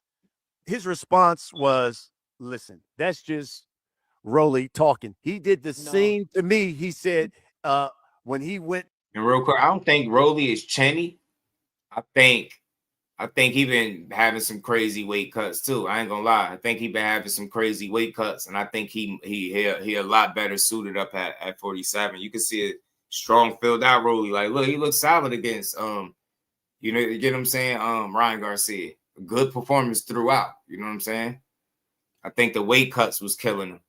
And, you know, I think that shit messed with obviously punch resistance when you cutting all that weight. If you ever listen to Rolly tell you how much weight he was cutting, you would definitely know it was the weight cuts. I understand what you're saying, why you would think it's Chinny. But for me, in my opinion, I think it's the weight cuts that be getting rolled. No, someone else. No. Listen to me. Okay. So I'm gonna explain to you what the deal was, right? Damn it, you a fool. So me and Ryan fought, and he had to rematch Haney no matter what, and then we had an automatic rematch clause after the Haney fight. He decided not to fight Haney for whatever reason, or they decided not to fight each other. That has nothing to do with me. That's why I kept helping them promote the rematch. I think Devin should get his fight because he was gonna get his fight. But for some reason, they decided not to take it, which made no sense to me at all. So now it was me and Ryan doing our rematch, and we had everything set up. We had even a side bet. We had the venue. We had everything set up, all the splits, all the purses, and everything. We even had a side bet for 5% of a pay-per-view split to the winner. And he decided not to do it the last moment. So do not put any lies on my name about anything. I speak the truth. I do not need a lie because I have nothing to lie about. What do you think about it? And again, as he talked about when we had the conversation, he said, I didn't take the fight seriously. I was drinking. I didn't train. He said he only trained 2 months for the fight, but he was getting ready for that Japanese dude, Ampo in Japan, right? And then he was getting ready to fight Pitbull, right? And then we signed the fight on January 20th. Okay. I don't know. We can do some basic math, but January 20th to May 2nd is how long? Is it 2 months? Is it 3 months? The dude was training. He was training. He could say what? He said his hand was broken, but wasn't there a video of him acting like he was me going to nah, hitting him with both hands? The dude sucks. He just sucks. What did you think about? Stop promoting these false fighters. What did you think about his performance against Barrios? And do you ever see Barrios is clearly way, and when I mean way, if I'm big for 47, can you imagine how big Barrios is? Barrios passed out. I heard Barrios passed out 3 times making the weight. He had to dip himself in a hot tub for the last pound 3 different times for 1 pound. You hear that shit? Wow. Hear that It was shit? the same rank. They know these dudes be big as hell, bro. Big as hell. And then they try to act like when somebody is catching on to the fact that you're a big ass dude and you blow up in between fights and get heavy as hell and rehydrate big, they try to run this narrative that you scared. No. If you could say I'm scared because I'm concerned about you not outweighing me 20 and 25 pounds, then I can say you scared by wanting a 20 to 25 pound advantage, or anybody that has that type of weight advantage, right? That got to kill themselves passing out multiple times to make weight. That shit is bogus as hell, bro. Dudes be big as hell doing that shit. You seen it with Jaime Munguia? You get what I'm saying? Passed out down there, passing out, trying to make weight. Shit crazy, bro. Shit's crazy. Shout out to Thrill Hill, man. What's good with it, bro? Garcia that fought me. It's just Ryan Garcia. I got Ryan Garcia's number no matter what happens. But I can't say that because then he won't fight me and then I will never get that belt. You don't think he'll ever have a rematch with you again? Who knows? If he has no other choice, he has to. But like I said, all these fighters, they all play big tough guy, but it ain't no fun when I got the gun now. That's really interesting. Hey, nah, Big Rolo talking crazy. Big Rolo said these guys act big and tough, but ain't no fun when I got the gun.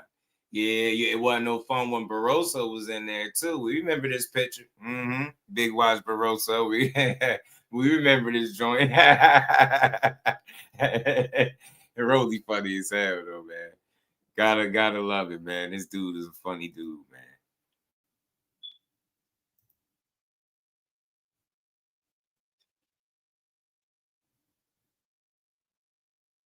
Said ain't no fun when I got the gun. Because another guy, Manny Pacquiao, 4 months. He's wasted. How many times did he call me out?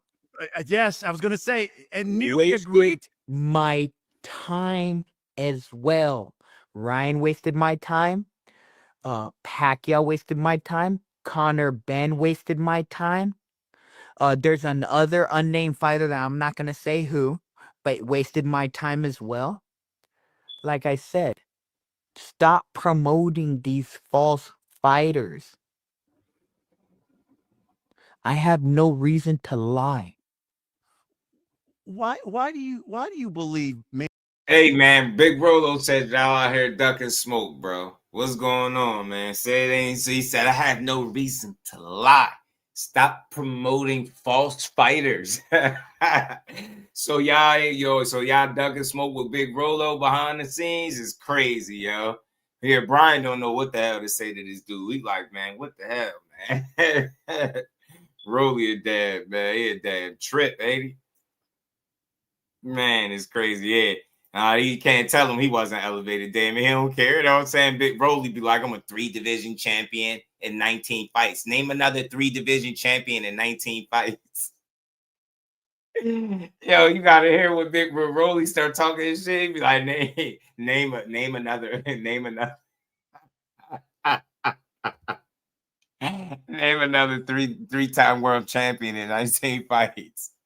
Rolly be like, man, ain't nobody doing what I'm doing. Yeah, they just stripped Johnny back. Shout out to L Dub, the plug. He had dropped that in the chat earlier. Shout out to Rose. Appreciate you.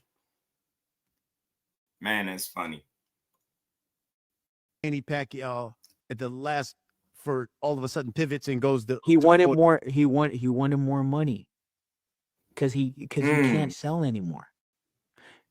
You can say whatever you want, but the thing is, it was weird with Manny because, like I said, they're super adamant on making the fight, but they never wanted to do. And I'm like, bro, like we tried and tried and tried, and he still didn't want to do it.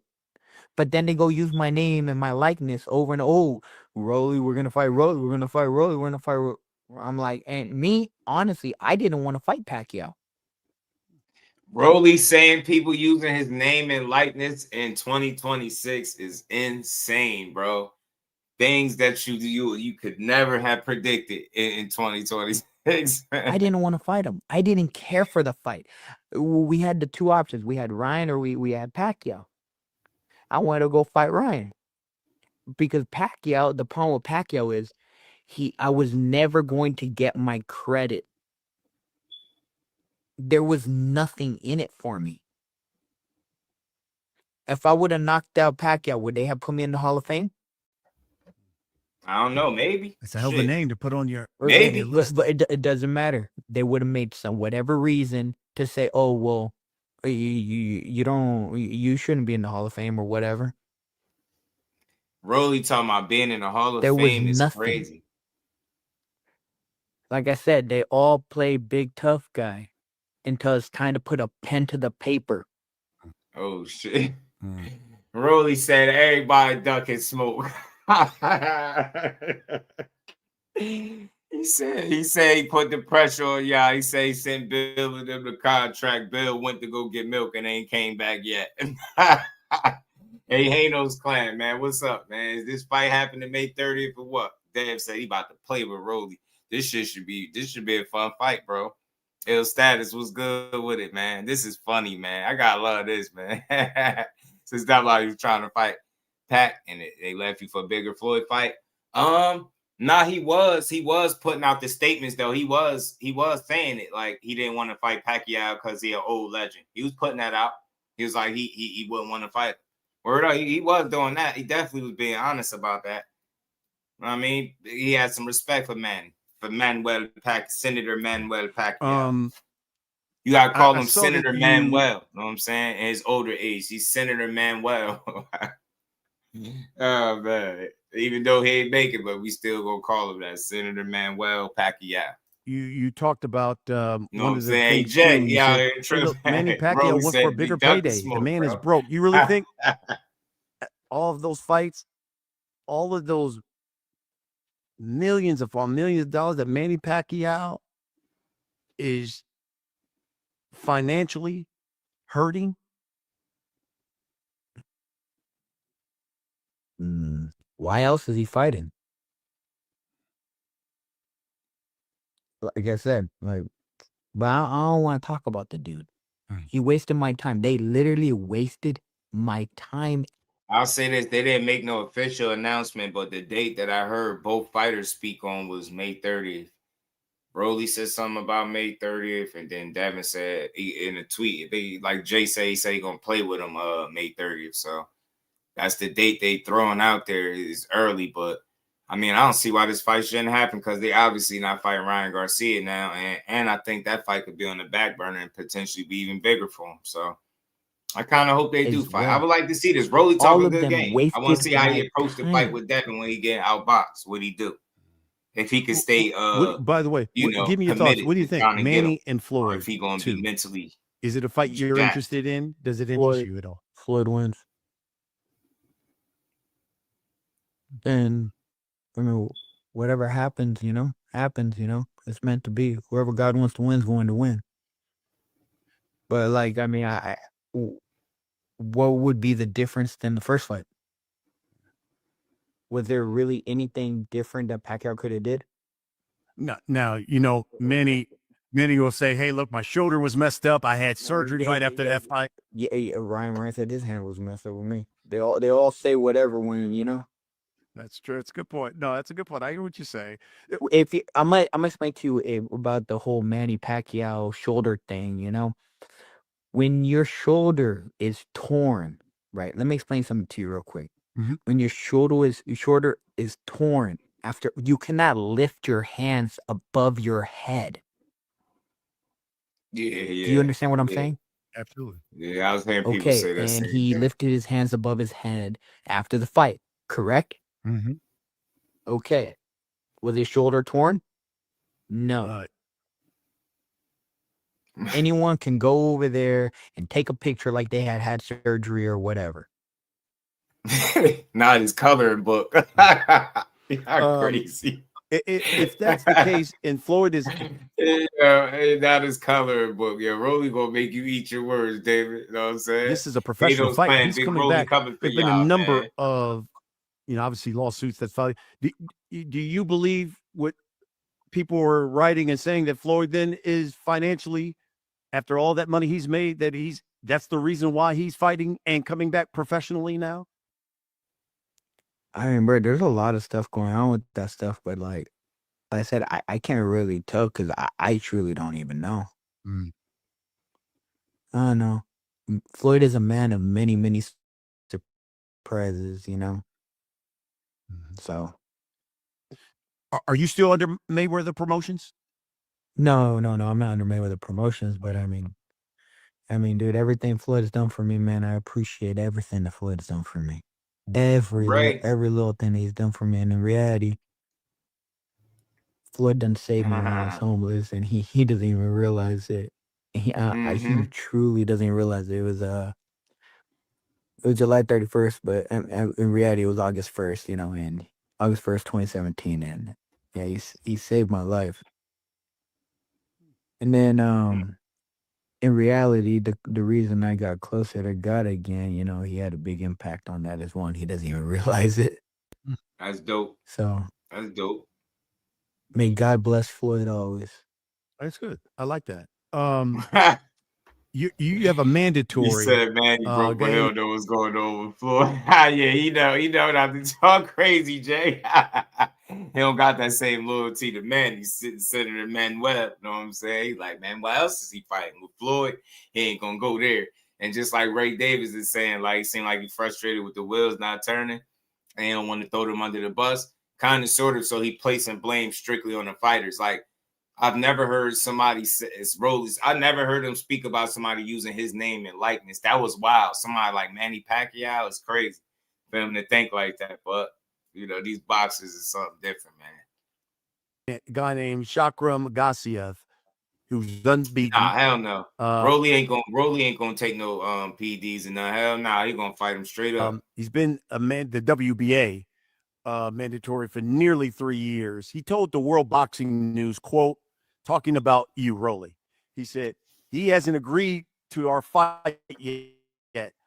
I think it's just a matter of time, though, because I know I'm ready to fight him, but he's not.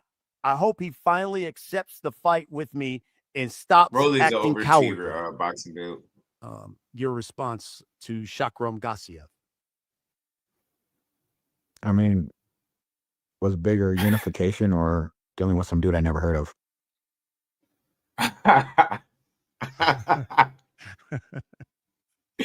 Hey man, Rolly all grown up. This is Rolly all grown up, man. He ain't eating crayons no more, man. It's magic markers now.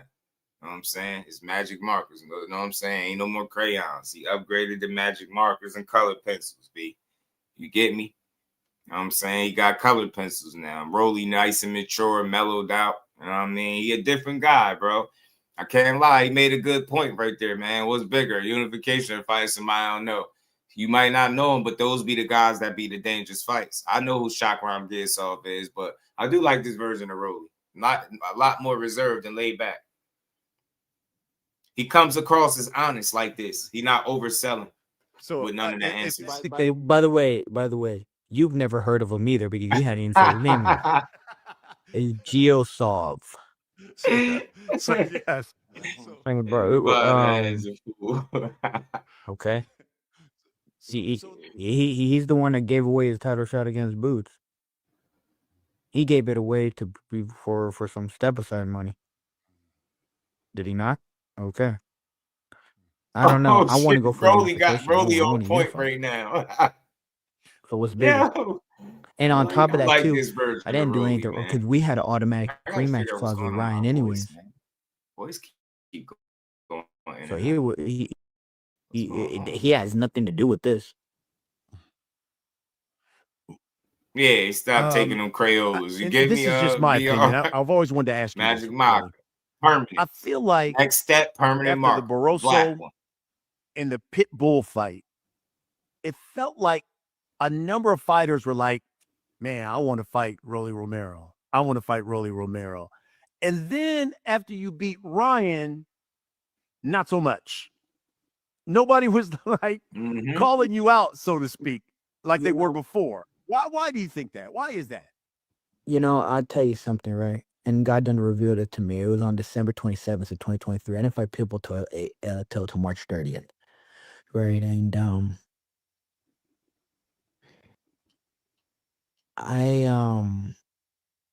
God revealed it to me 2 years later. So even on then, right? God revealed it to me January 11th of 2026, right? So just recently. But I was taking cyanide that was poisoning my body. On top of that, too, I should not have been at those weight classes anymore. I could not make the weight, and it's clear. It's clear. I did not look like nobody says. Cyanide is crazy. Rayo Valenzuela punches harder than Rolly Romero. Nobody says he's a better boxer than Rolly Romero. Nobody says he's more explosive or better defensively or whatever. Better feet, anything. But how was he able to beat Pitbull really with no effort? Nah, Nobody says that, right? Nah, we're not gonna do that. Ryo, more polished boxer, I think, than you are. That's why he was able to beat Pitbull like that. You say, Rolly, you not known for defense. You get hit. I ain't saying you get hit just easily, but nah. Ryo beat him because he had the right kind of game plan and he beat him. You know what I'm saying? He boxed him the right way. You was getting clipped with the shit that he couldn't land on Ryo. So you could sit here and say that Ryo ain't better than you defensively and don't got more power and explosiveness, but he beat Pitbull ass. He made it look easy. You was talking about, a happy Easter egg. Why do you think Devin Haney is so cautious as a fighter, bro? Well, how come he doesn't have knockouts? You know, it really comes down to the inferior genetics. He has a very weak body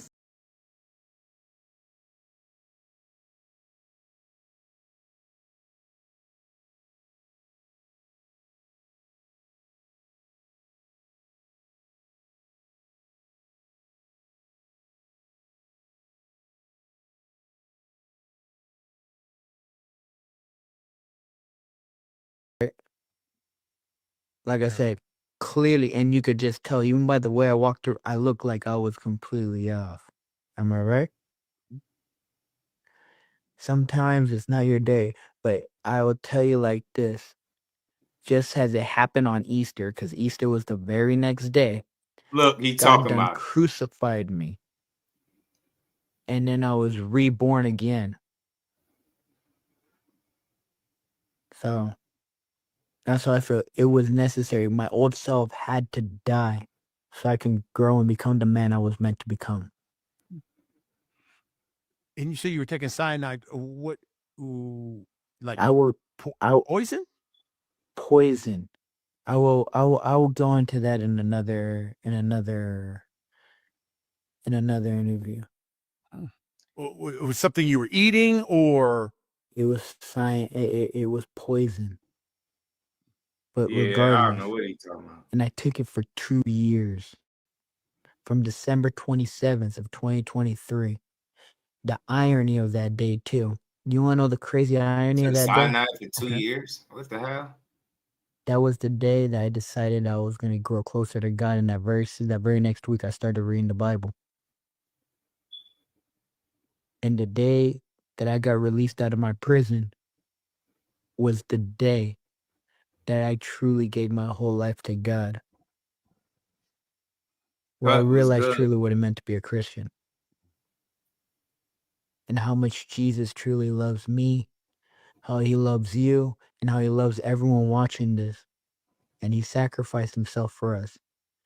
Just because we are imperfect and we are broken, but he loves us because we are broken. Mm-hmm. That's the truth.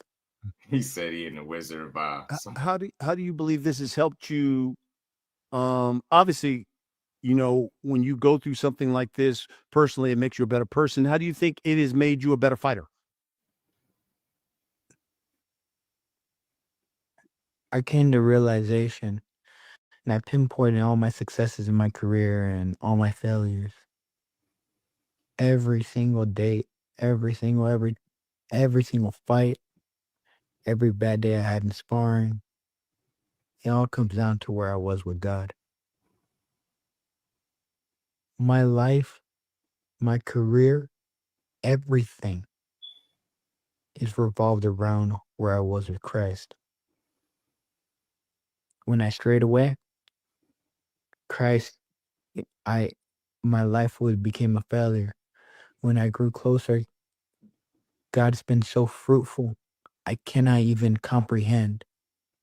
And I can pinpoint that to every moment of my career and every moment of my life. Jesus has done a special thing That's my in my life. video. You just read my thoughts. Jay, you a fool, bro. I really can't even explain. I could tell you every testimony, every single moment, but we'll be here for hours and hours and hours because of how beautiful God's been to my life. Have you passed any of this good knowledge on to like some of your fellow fighters at all? Yeah, right. You're struggling through with some stuff. Yeah, I mean, I've got a bunch of fighters right now. Right now I got a bunch of fighters that we're all doing an online Bible study right now. Well, we're all doing a Bible study on Zoom every Sunday at 2 p.m. You know, and we got some dudes. I'm hearing Keyshawn Davis wants to join it, so I mean he's been telling me so. That's fantastic. I like that. Yeah, I've been helping out a lot of Bible fighters study. just grow Okay, on closer to Sundays Christ on and Zoom at 2 p.m. Okay, Big Rolo. It's been beautiful, you know, and I know Bible study especially a lot at of people around Rollies. me. You know I what I'm mean, saying? I completely changed. Like, look at what was today. Boom, boom, boom, boom. It's been 39 weeks since, you know, I mean, I've been with a woman, which is, you know, Damn. which is kind of hard for somebody of my status. Somebody count up 39 weeks. How long is that, man? My math ain't the best. So 39 weeks without being with a woman. What's your end goal, bro? Like what you That is right. I don't curse anymore. Like, I mean, right, bro, I was with you I've until done that a whole 39 interview now. weeks. I'm You not broke. cursed, right? You're on your own with that shit. True. I can see 39 the Holy weeks. Spirit done really changed my life, and it's the truth. Nah, but yeah, But that's too I had to let much. Christ come into my heart. 8, And 9 truly, months, 50 and million. honestly, going through everything that I had Tripping. went through in those 2 years I was telling you with the poison, it's I'll be honest with you, I cried in those 2 years over 200 times. Wow. Every single day I'd break down and I'd freak out. I just I don't know I had no control. It was that day a valve Yeah, was that's open crazy on me, behind the hands. I'm and telling you. like the valve to World my champion, emotions were from open up, world and I champion couldn't to close it pastor. anymore. In my Pastor whole Romero. body, I could not control my thoughts. I couldn't control anything, and it's crazy because that was the exact Blunt, day. my dog. We're good with it, That was Blunt. the How you exact day, feeling, and I bro? know it was the exact day because something else significant happened to me that day, and that's the reason I decided to follow Christ. It's incredible, and the person who told me that about the poison in my life was actually Christ. In a Frequent, they said y'all ducking smoke, man. Big Rolo said John want no smoke, man. He said Bill Haney went to go get milk. He ain't moment seen him of since. honestly my most vulnerable and shameful moment I've ever experienced in my life. Dang. And I heard his voice, and he released me out of my prison when I truly surrendered. That's why really I different, think, man. obviously people who are hearing this and seeing this can learn a lot from your testimony. Interesting. And, Shout and, out to and I go back to one thing when we saw each other, I think it was last year in Miami. I think some people probably be surprised because it was you, it was me, and it was Gervonta. And you guys were like, "Hey, how you doing? How's da da da da? Hey, I'm in Miami. Let's get together. Let's work out together. Let's blah blah blah blah blah." And I'm curious, listening to you, have you ever like reached out to him and say, "Hey, man, I know what you're going through. I've had some similar, maybe not the same thing you're going through, but something somewhat similar," and kind of offered any advice or things of that nature? I have so much love for Gervonta. It's unbelievable the amount of love I have for him. Everything that he's gone through, Gervonta is not a bad dude. Right. I know. I could see it in the soul. He's not somebody who will sit down and plot on you. He's a person who you can tell he's just a reactive person. He has no hate he has no true evil in his heart. I truly believe he's a good man. And I know he'll get through this all. You know what? Why I could rock with that message and him saying that about Tank, because at a time where he could have took shots, pick him while he down, any of that, he ain't do it. He just say he believe in his heart of hearts, he a good dude. And look, I've heard that very same thing about Tank. You know what I mean? He is a reactive, he is a good person and stuff like that. Big heart, look out for people. So you hear some of those things. It's just cool that that Rolly was able to I guess spot that in Tank Davis. I ain't mad at it. I don't think so. Yeah. Facts. Think he got trust issues, Blunt. I really do. John Wick, what it do? He was 20 minutes behind. You It got appears speed that up, man. Y'all got Key and speed up, man. Pitbull Hit the like are button. going to they're going to try to work it out and get these guys to fight. Probably it looks like this summer. So that'd be a great fight. What do you think? How do you think I will for sure be there. What do you think about that one? Who do you think? He wanted a few people that like Tank. Gervonta's obviously beating him once with one hand. He hurt his hand. He did hurt his hand because trust me, I was the one that was supposed to fight him, and I knew about it. Yeah. So how do you think the second go around will go? Gervonta has a very high ring IQ. He has very high ring IQ. So we'll see. People, let's see how Pitbull's not a big dude at 40 either. So it's like in reality, they're both 35 pounders, and maybe this extra weight might actually help Gervonta too. Remember this, Gervonta was already champ at 40. Right. That's true. Yep. Yes. That's a good point. How long do you think you'll be at 147? Because you talk about being a big dude. You're a big guy. When you're in the ring, you're looking like, man, that is a big, strong 147 pounder. How long will you be there before you go to 154, which all of a sudden has become like one of the hottest divisions in the sport of boxing? Who knows? How do I know I don't have? Who knows? I might retire boxing after my next fight, or after my fight after that, or after my fight after that. I don't make Man, no Rolly, plan. It's whatever sometimes, God bro, I be with you, but damn, you gotta start with them damn dumbass answers, though, bro. Like, dude sitting up here trying to have a conversation with you up here. I might be trying to maintain. I get it to a degree, but bro, man, you could do better than that with some of these answers, though. Sometimes, bro, you over there, bro, like you fresh off a split, man. That's for my You life. been in the ashtray, God tells me bro, man. Yeah, man, he been in them edibles, man. Rolly been off them edibles, man. Rolly off them edibles, bro. I know an edible. I know the edible voice when I hear it. Rolly had an edible before he did this interview. That man don't got a care in the world. That man looked straight into the camera and said, I think Gervonta Davis is a good guy. I got love for him. He doesn't have any hate in his heart. I just feel like he's a good guy. He's gonna get through this all. Like, yeah, Rolly under the influence. I don't care if it's a gym. I don't care if it's a workout high.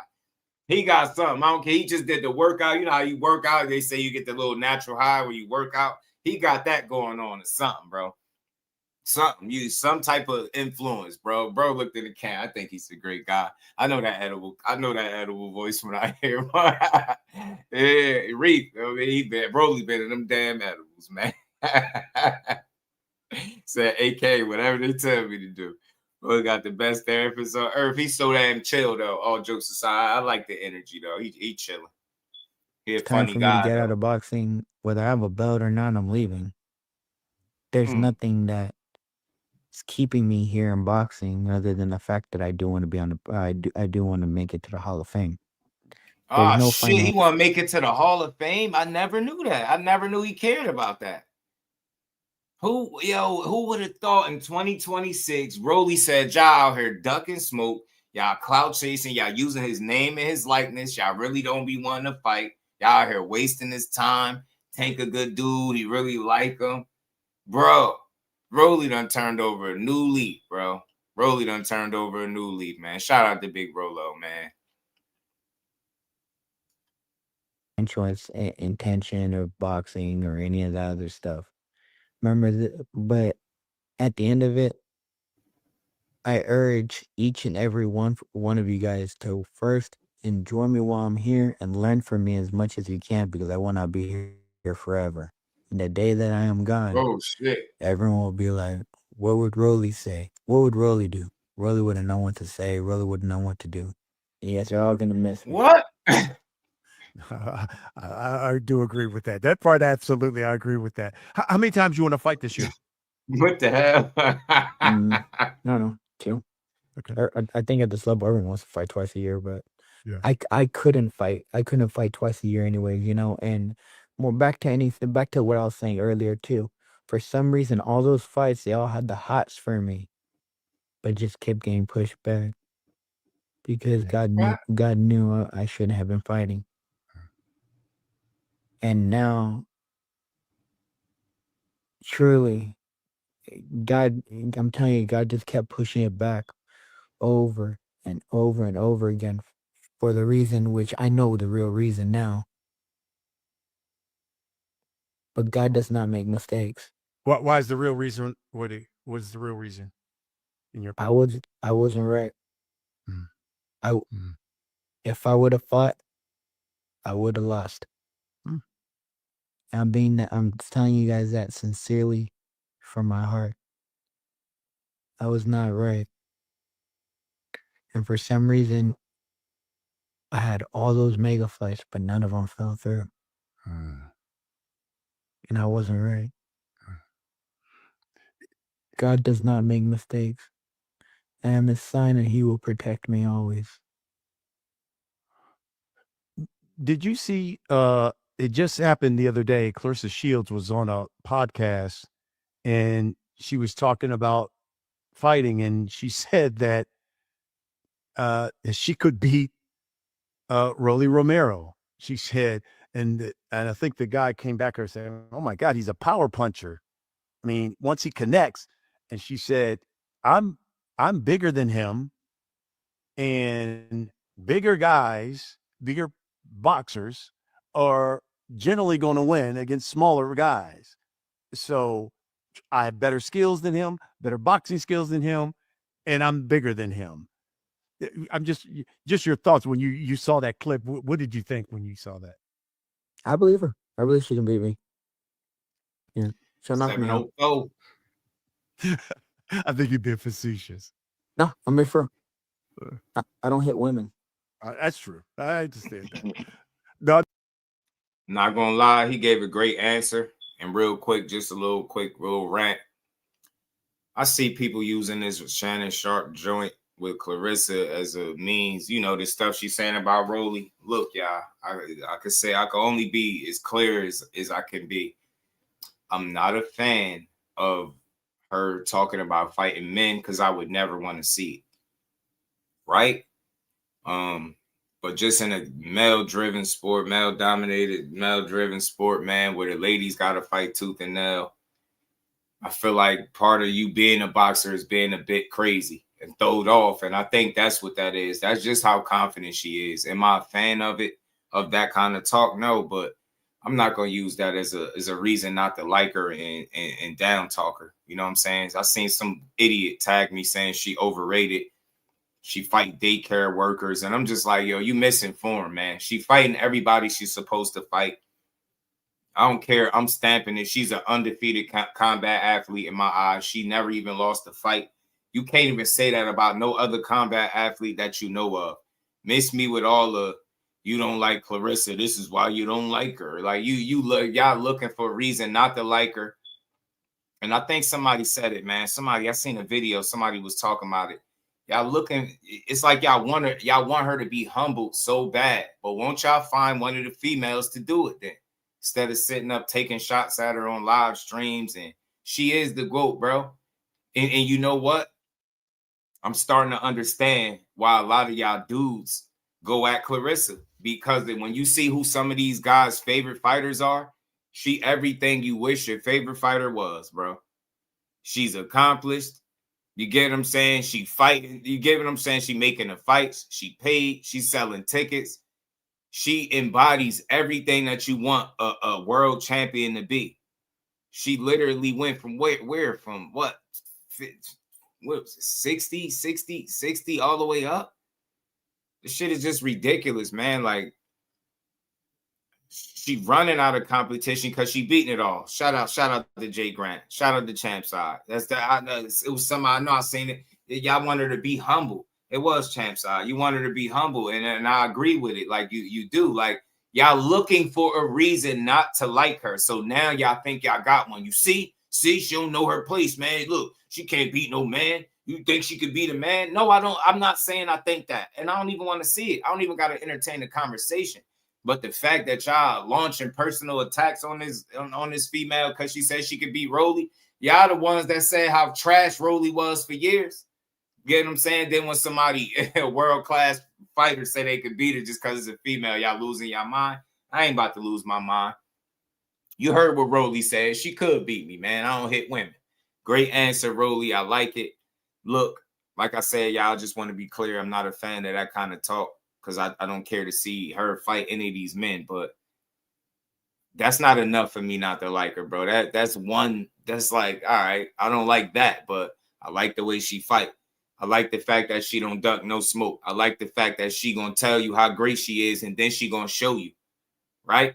She is everything she says she is, and I just think it's some people that can't stomach that, and she's everything that you wish your favorite fighter was. I don't care what you say. That's why you mad. That's why you're looking for a chink in the armor. You see, there it is right there. See, she thinks she could beat men. She don't even fight nobody. Saying she don't fight nobody is like telling me you don't know shit about boxing.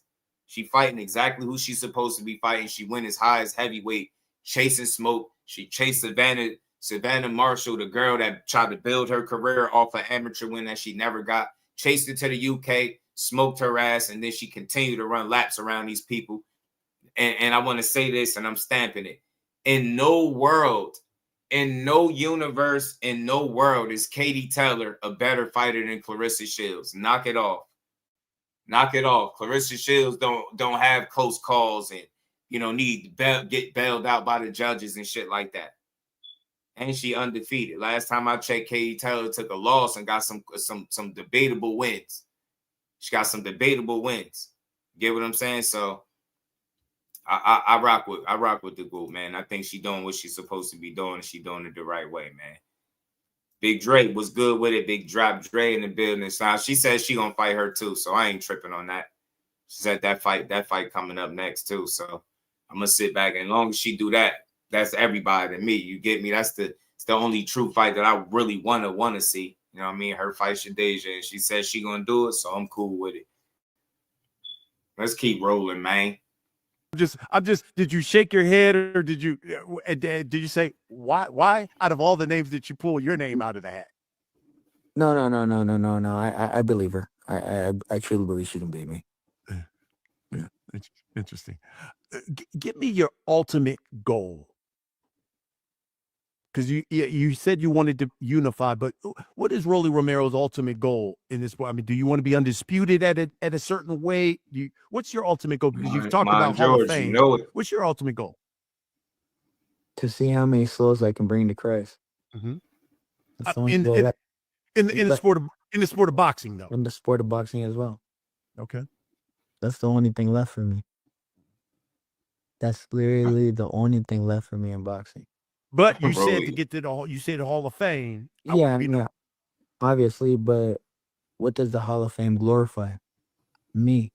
I want to glorify Christ. You understand? Yeah. What so I can have another, so I can put it on and be like, I did this, I did that, I did this, I'm this person, I'm that. Am I supposed to idolize myself? Yeah, we have ambitions and everything. Yeah, it would be great, but Christ would give it to me. Are there fighters who you really want to fight like this? Before I step away, as you've talked about from the sport, these are guys I want to share the ring with. No. Got it. There's nobody I truly care to share the ring with.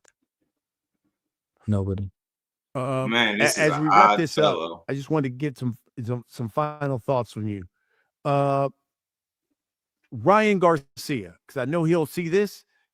What is Rolly Romero's message to Ryan Garcia?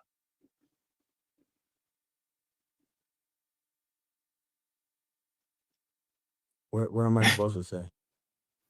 I don't know. What am I supposed to say? I don't know. Why didn't you call me out? Come on, Rolly. Don't make the interview weird, bro. This Brian Custer that's interviewing you, bro. Like, come on, man. You got one of the best people in the business interviewing you. You got to give him something more than that, bro. What the hell you mean you don't know what you supposed to say? What's your message to him?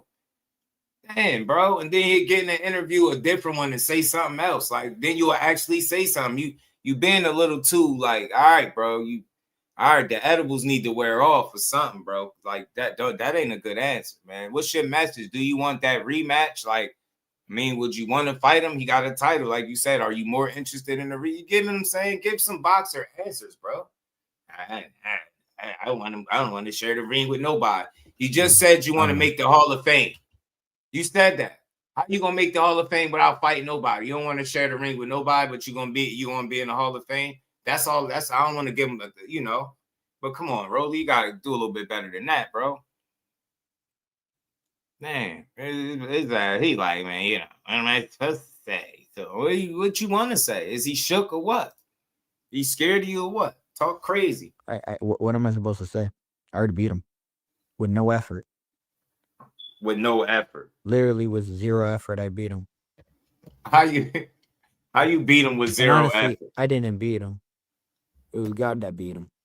Was it Oh easier nah. than you thought? All right, Because so many people Rolly. said, Okay, hey, Rolly. I'm with you. I promise you, I'm with you. But don't overdo it. Now you didn't beat him. God beat him. Like, don't start, yo. I'm with you, but don't start. Just don't start, man. I'm with you, bro. I'm with you. Give all glory to God. I'm with that. But bro, you beat him with no effort, and now you didn't beat him. God beat him. Like, all right, Rolly. All right, don't make it weird. All right, trying to enjoy this interview, bro. What's he talking about?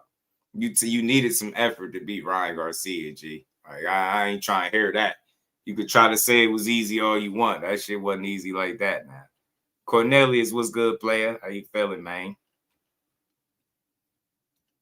Man, he say about to do 50 pay-per-view buys. This dude got selling shit, man. They're not doing this. They gotta get Rolly off the man, edibles, he's y'all. explosive, the left hook, he's fast, he's what was that victory? Did you surprise? Was it surprising to you when you finished like this is No, I knew exactly how that fight was going to play out. The exact outcome. And you can ask. I looked off when I was in that car. I looked like I was like a little kid in a garden. And I sat right before I walked out, or right before they put me in that car, before they sent my whole team ahead. It was me, my photographer, which is my big brother Sean, Little kid in the and garden. my little Man, brother what's Joseph going Brown, on? Is we and my still talking security about EJ. boxing? And I sat down. I mean, I'm over there. I said, murder, murder, murder, kill, kill, kill. I was actually injured. I had pulled my shoulder nasty in the back room when I was warming up, and you could watch all the videos of Ellie was in the back. You were recording the whole time. I was getting massaged. Who gets massaged before a fight? Have you ever heard Everybody. about that? You don't do that. right? What? You don't. Why was I getting massaged? I was injured. Man, I'm confused. What are we talking about right now? Nah, he just took me for one. Bro said something about a little kid in the garden, sent his team ahead, and then yo. All right, Rolly, bro. All right, man. Stay out of grandma medicine cabinet, bro. Like, I don't know where you been. Where is he at, bro? Blink twice if everything is all right, bro. This Brett, man, he doing this. He getting his TO on right now. He just took me through one. Where he just take us, bro? Where is he? I'm serious.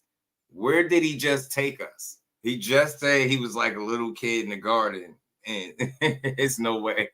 Hold on, there's no way we're gonna let this slip. Hold on, I gotta run it back. What the hell? But I gotta put my ears back on for this. So? What'd he say? Yeah, we have ambitions and everything. Yeah, it'd be great, but Christ would give it to me. Are there fighters who you really want to fight like this?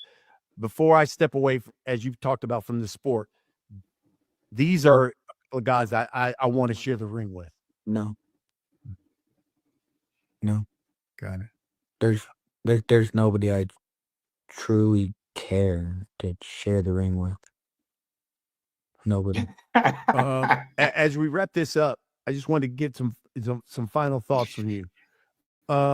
Brian Custer on the ropes, man. He tried to get the people something, but Rolly over here being Rolly, man. Ryan Garcia, because I know he'll see this.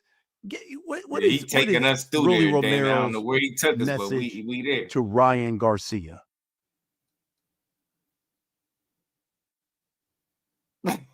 Yeah. What am I supposed to say? I don't know. What am I supposed to say? I don't know. Why didn't you call me out? I don't know. What am I supposed to say? I already beat him with no effort. Literally with zero effort, I beat him. And honestly, I didn't beat him. It was God that beat him. Was it easier than you thought? because so many people said, man, he's explosive, the left hook, he's fast, what was that victory? Was it surprising to you when you finished like, this is? No, I knew exactly how that fight was going to play out. The exact outcome. And you can ask. I looked off when I was in that car. I looked like I was like a little kid in a garden. And I sat right before I walked out, or right before they put me in that car, before they sent my whole team ahead. It was me. Did my that car photographer, which have is my big a brother jacket Sean, with no arms? and my little brother Joseph Like, what Brown, little car did and they my put you security in? Like, EJ. And I I'm sat trying to down. understand you, bro. But the way you spacing and the way you just went, I was a little kid in the garden, bro. What's happening right now? Like, what kind of little car? Did it come with a white jacket with no arms? Like, let me know. Like, bro, bro talking like he just got kidnapped this time. He's like, hey, I was a little kid in the garden in that car, and you know, like, nah, we don't know, bro. I ain't never heard nothing like this before. Damn, bro. My whole team ahead. It was Mike me, Kirkland, what's good, bro? my How you photographer, feeling? which is my big brother Sean, and my little brother Joseph Brown, and my security EJ. And I sat down.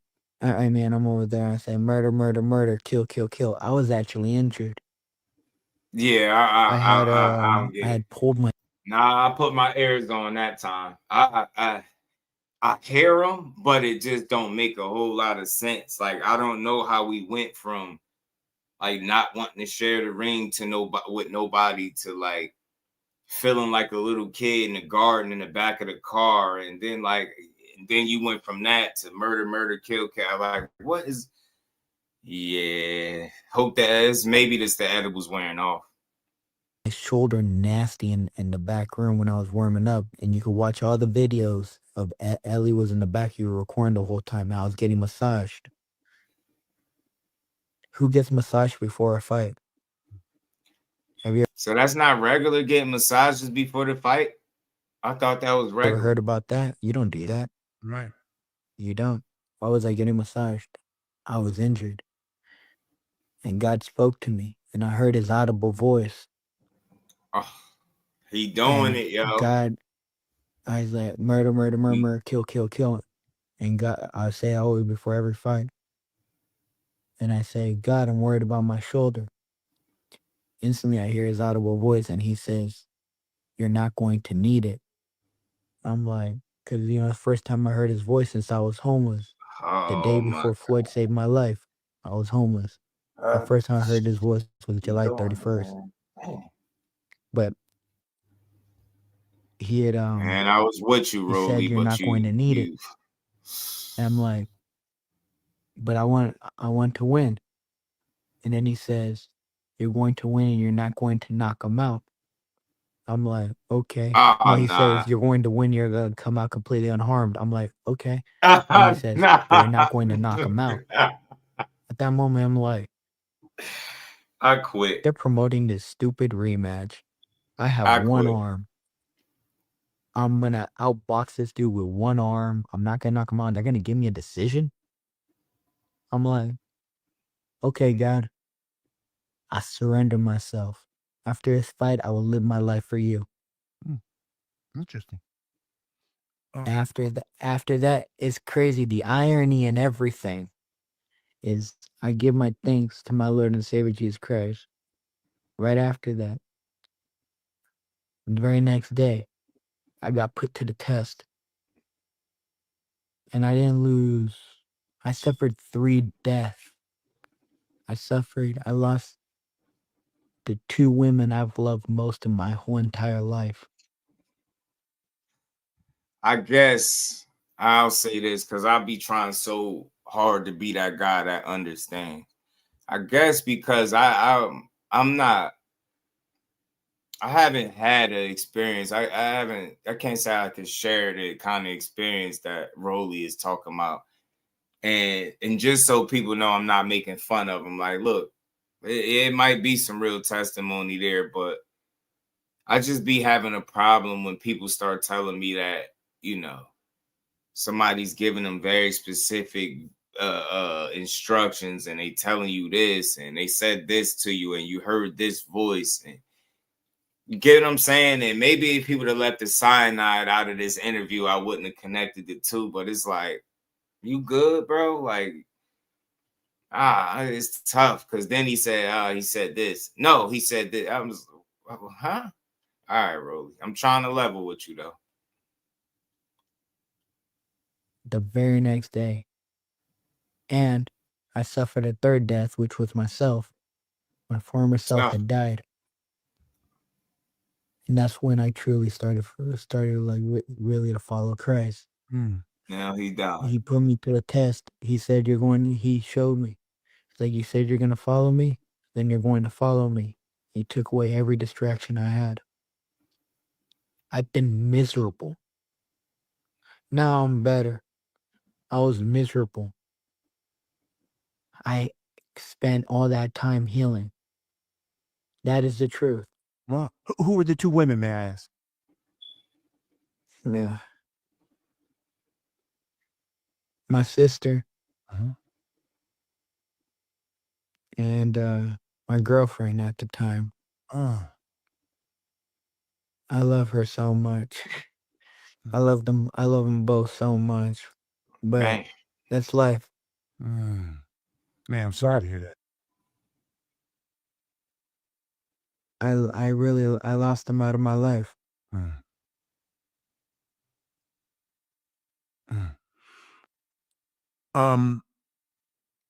Connor Ben, I'm sure he'll see this. Give me Rolly Romero's message to Connor Ben when you.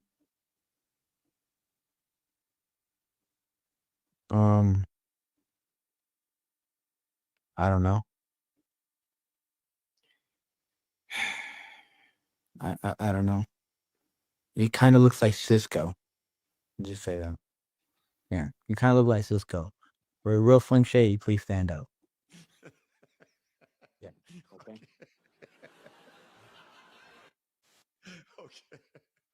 Okay. What do you want me to say, bro? He caused all that commotion. They got a new and one, Cal. It's a new one.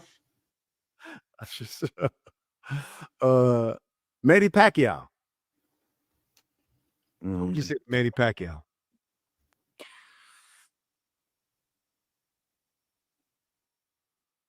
I know it wasn't Manny Pacquiao who caused all these problems. It was his handlers.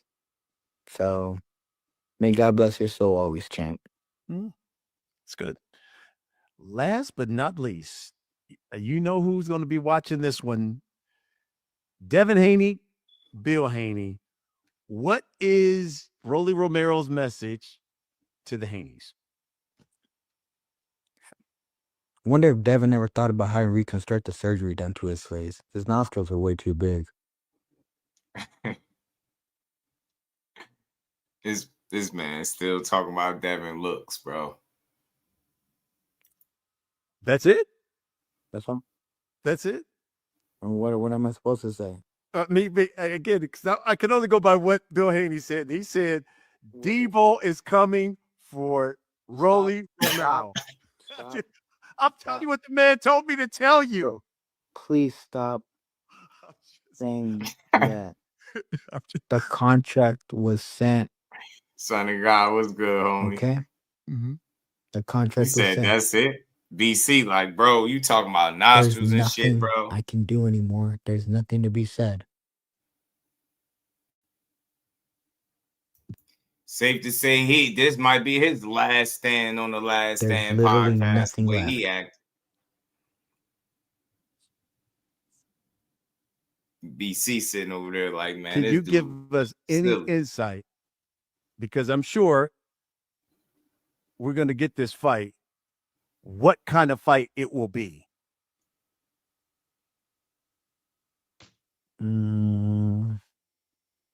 We shall see. Yeah.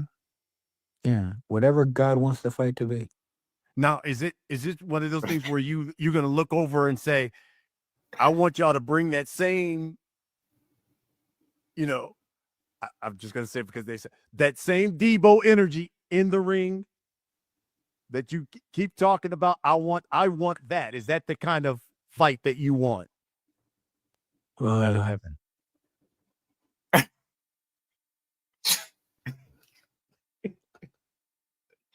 All he does is hug. Rolly got problems, yeah. Like,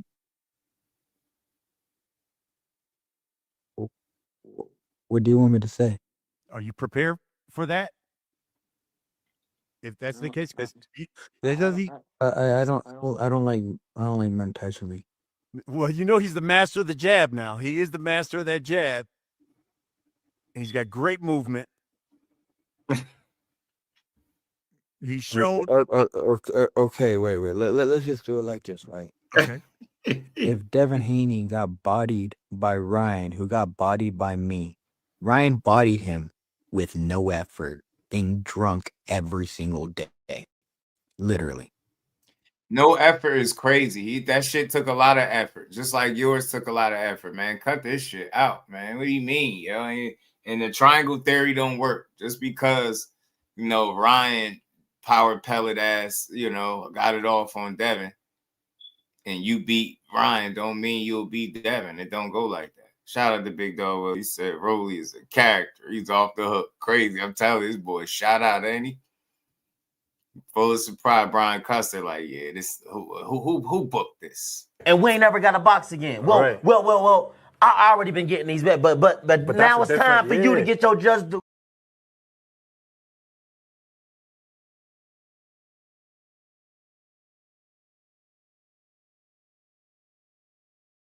Players. Y'all fools, man. Yeah, Big Rolo is a fool, man. He making it hard for BC checking his notes is right now trying to see who scheduled this damn interview. Then he realized he did. He like, shit. He kicking himself right there. Ryan bodied him, and I bodied Ryan with no effort. No effort is crazy. Please, just stop. Just stop. It's so I can't even comprehend this stuff. I really can't. Rolly is Now a that strange guy. he tested positive for PEDs. Here we go. Came in 3 pounds over the weight. Well, if he was doing PEDs for real, he probably did get cross-contaminated, because that stuff does happen. Because I'll tell you like this, he did not act like somebody that was on PEDs. How does somebody on PEDs If you're act? on PEDs, you wouldn't have been getting drunk every night. He was off the hook. What do PEDs and getting drunk got to do with each other, bro?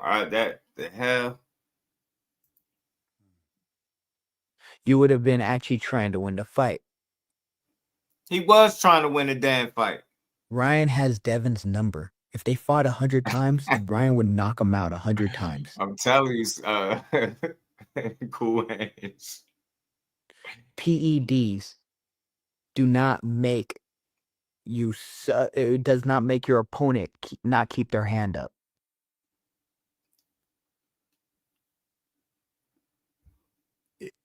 And I Could got the make you feeling you're stronger trying to and say, faster with more if you endurance, step in the though. ring with him.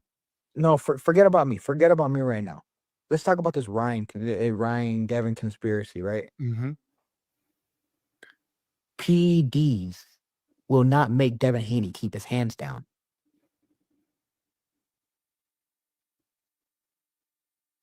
Yeah, but he not is you questioning the wrong performance. What would PEDs do for Ryan Garcia? That's what he leaving out.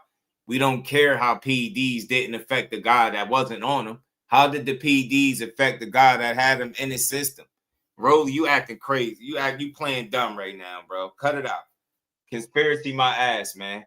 Conspiracy my ass. Ryan didn't cross his T's, dot his I's. He was irresponsible, lazy, and he wasn't on top of his business, and it showed, man. You can't blame nobody for that.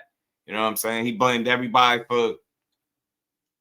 for his test. Everybody. He was blaming everybody, bro. No accountability from Ryan, man. That's why I can't respect. So, Rolly, you shouldn't even be having this conversation.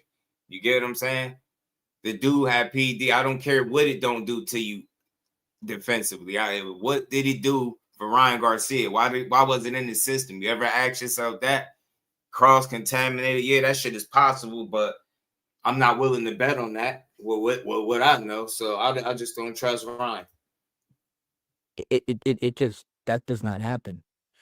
If he was really on PEDs, if that was his whole intention, I'm gonna be on steroids this whole fight, he would actually took this fight serious. No, he got cross-contaminated, and it's clear as day he got cross-contaminated. To this day, he's still clueless of what happened. He doesn't even know. I'm tired of this whole PED situation with Ryan. Ryan's a lot better than every single one of you guys give him credit for.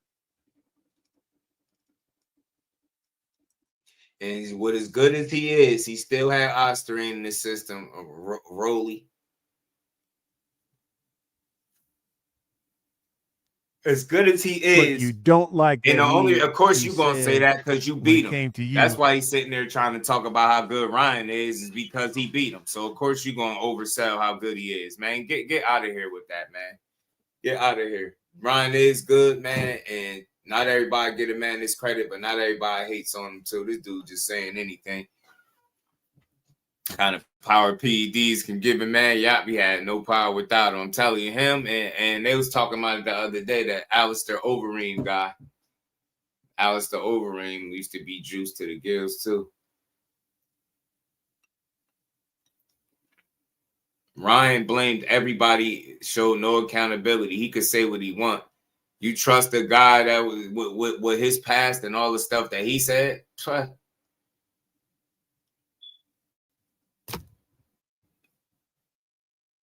I just didn't take the fight seriously. No. He did though. He did. Trust me. I know.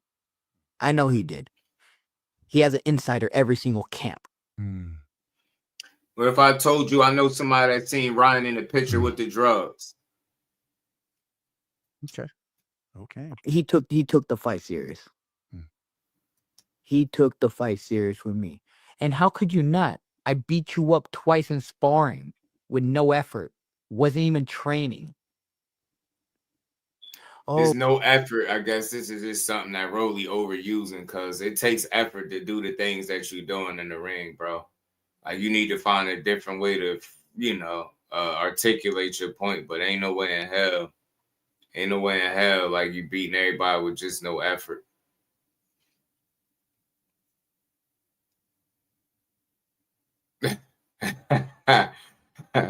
Ryan is full of it, man. Oh, Rolly, you were too big, bro. What? Dude, you had just knocked out Blair Cobbs in sparring the week before. I was a 130-pounder at the time. The math ain't mathing. If somebody got your number down, somebody got your number down. Have you ever sparred Devin at all? Have you guys ever? Yeah, back in like 2014. How'd that go? Devin, over there doing, but I mean, I was green. I was completely green at the time. Remember, I started boxing at 17. You were older. Yeah, green mean he was getting pants put on him by Devin. You were like almost 20 at that point, right? Yeah, and on top of that too, I mean, I cracked them a few times, and they switch out sparring, and it's like, okay, whatever. So honestly, I've never spent more than 4 rounds straight in the ring with Devin. It gets real tough after 4 rounds, especially when you end up with a puncher. Especially, he amateur and all that stuff, right? But whatever. None of that truly matters.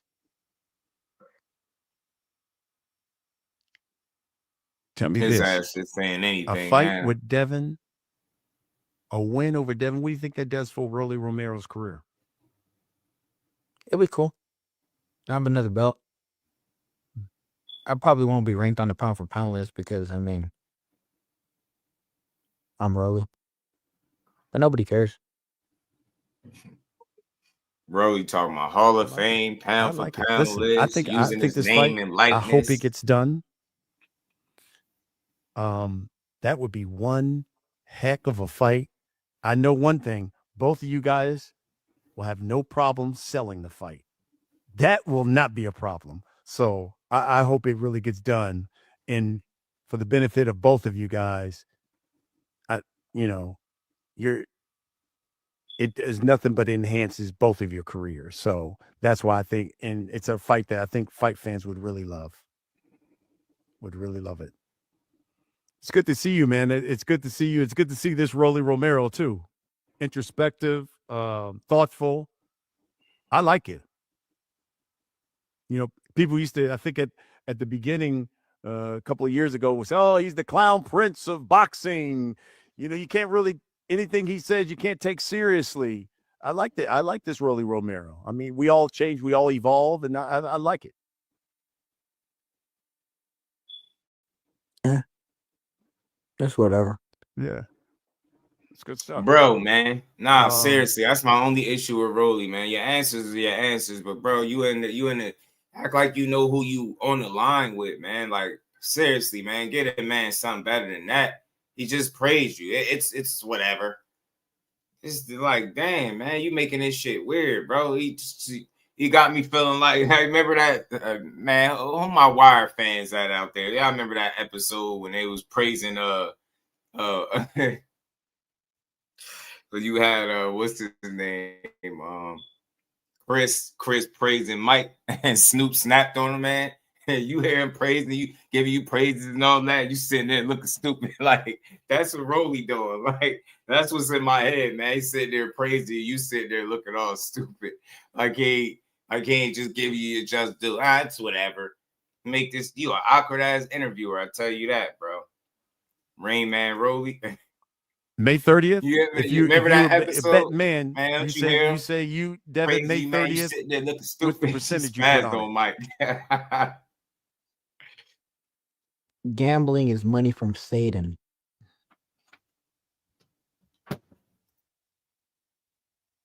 Yeah, but what's the percentage? I'm not saying gambling, just percentage. I'd say, it's probably Gambling is money from Satan. Right. Everyone that wins the lottery gets their life destroyed because it's money that you should not be having. You should get your blessings from God, not from some magical numbers or some magical slot machine or just getting lucky. Okay. Is there a percentage on how close this deal is? No, I can't really say because I mean, the deal is either 0% or 100%. Because I mean, it's just take a pen and sign a contract. Yeah. There's no. We gave him a favorable deal. You can't say no, other than you're just straight ducking.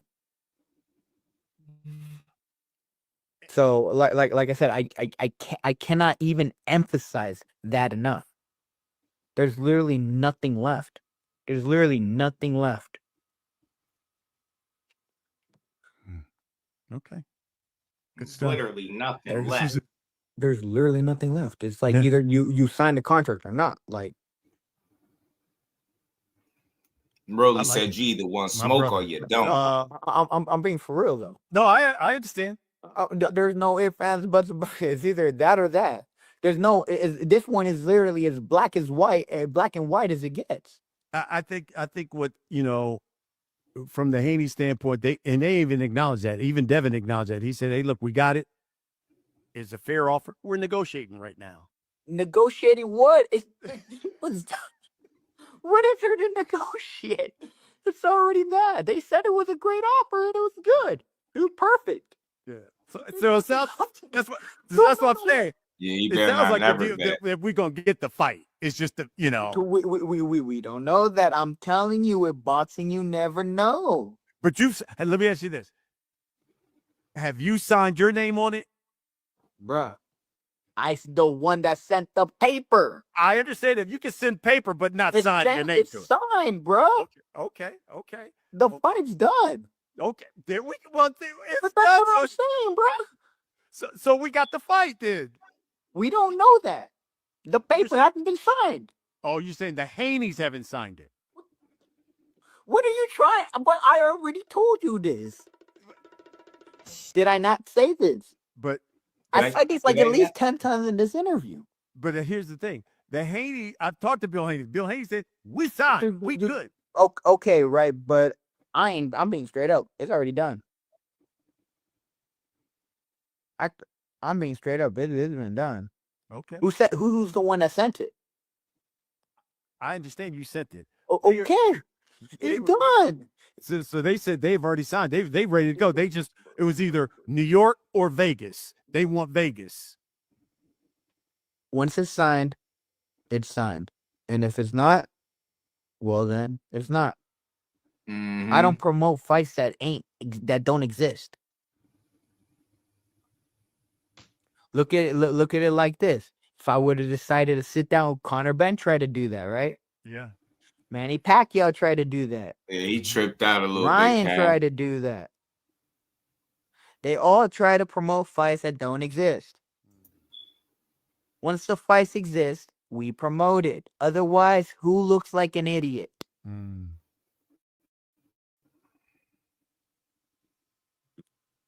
Okay. Got it. All right. Well, let's get it going, man. Let's get it going. I look forward to it. I look forward to being at that press conference. What is there to say? Yeah. We'll see. We'll see.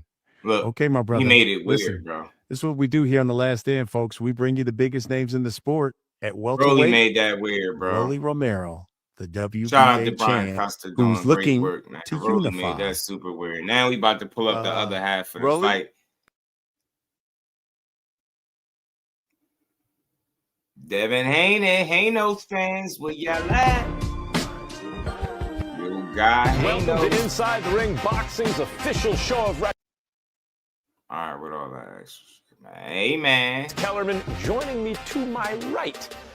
So we'll see, man. If this fight comes to fruition, I'm all for it. But you know, Devin Haney sat down with these boys. He said some things that got the fans buzzing. He said some things that people didn't take too kindly, man. He done pissed the tank fans off. They ready to off with your koofy, big Dev. You know what I'm saying? So let's hear what Dev had to say, man.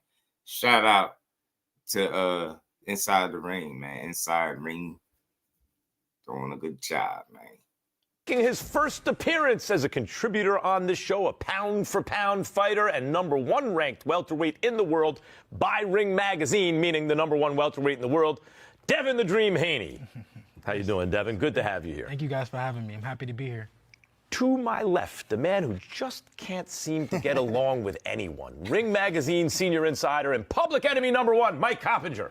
How you doing, Mike? Hey, you know who I get along with? Getting on my nerves. Devin Haney. That's what I get along with. You just got on my nerves already. As soon as you said, hey, immediately.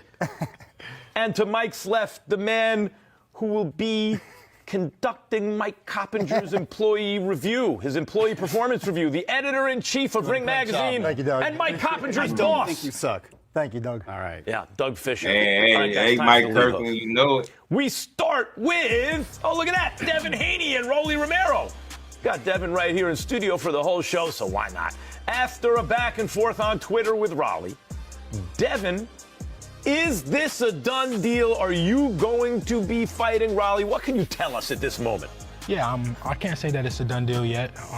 We're working on it. I think that it's very likely that it will happen. I think that it's a good fight for boxing. A chance for me to pick up another belt, beat the guy who beat Ryan, and move up higher on the pound-for-pound list, and just show how great I really am. Yeah, I mean, guys, we have Ryan. Let's have an honest discussion. I don't think about beating this whole Rolly moves situation. you up to pound. Rolly, list, I mean, like, of course. I could be wrong. Shady isn't here today, who always gets on Rolly whenever his name is brought up. But look, he is not the most skillful fighter in the world. However, he has a way, as all successful fighters do, of landing his shots. And he's got, like, stone, it's like he got bricks in his hands, right? He's a heavy-handed guy. And Devin, we have seen you dropped before, right? So before I even get to you, not to talk about you as though you're not here, how dangerous is this a fight for Devin Haney, a guy who can make it ugly? We have seen you drop before. It's because crazy how if you you just slipped that in there. Compare Devin with Rolly in terms of natural talent, ring intelligence, skill, technique. Everything Different edges class. towards Yeah. Devin. Devin has the advantage. But when you talk about styles, Rolly is unorthodox. Rolly is awkward. And we've seen in the past where an unorthodox fighter, You're going to bring it. You're going to bring it up. I know where you're going. Versus Ricardo Mayorga. I knew it. And Sergio Mora. Doug. You and me. I got it. I got it. Both Mayorga and Mora had unorthodox styles. They didn't work off their jabs. They didn't necessarily move in the right directions.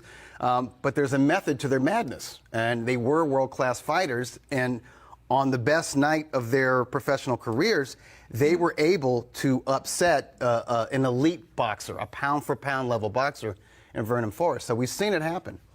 All right, this is like maybe your favorite fighter.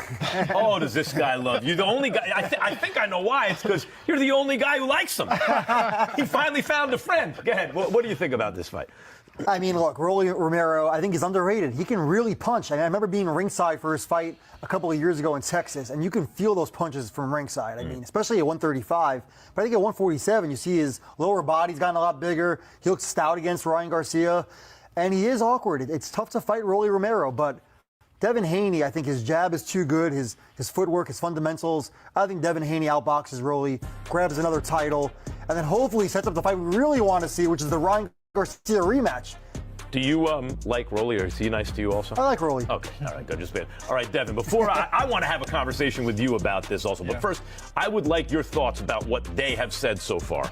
Yeah, no, I definitely agree with him. He has a very awkward style, and that's what makes it hard for guys to beat him. And that's where we see that Ryan had a lot of trouble with him, just because he just didn't know how to adjust to his awkwardness. But this is a fight where I go in there and I have fun and I show how good I really am. I think that with a guy like Rolly, I'm able to showcase a lot more in my arsenal. I'm able to bring out a lot more tools and really open up on him.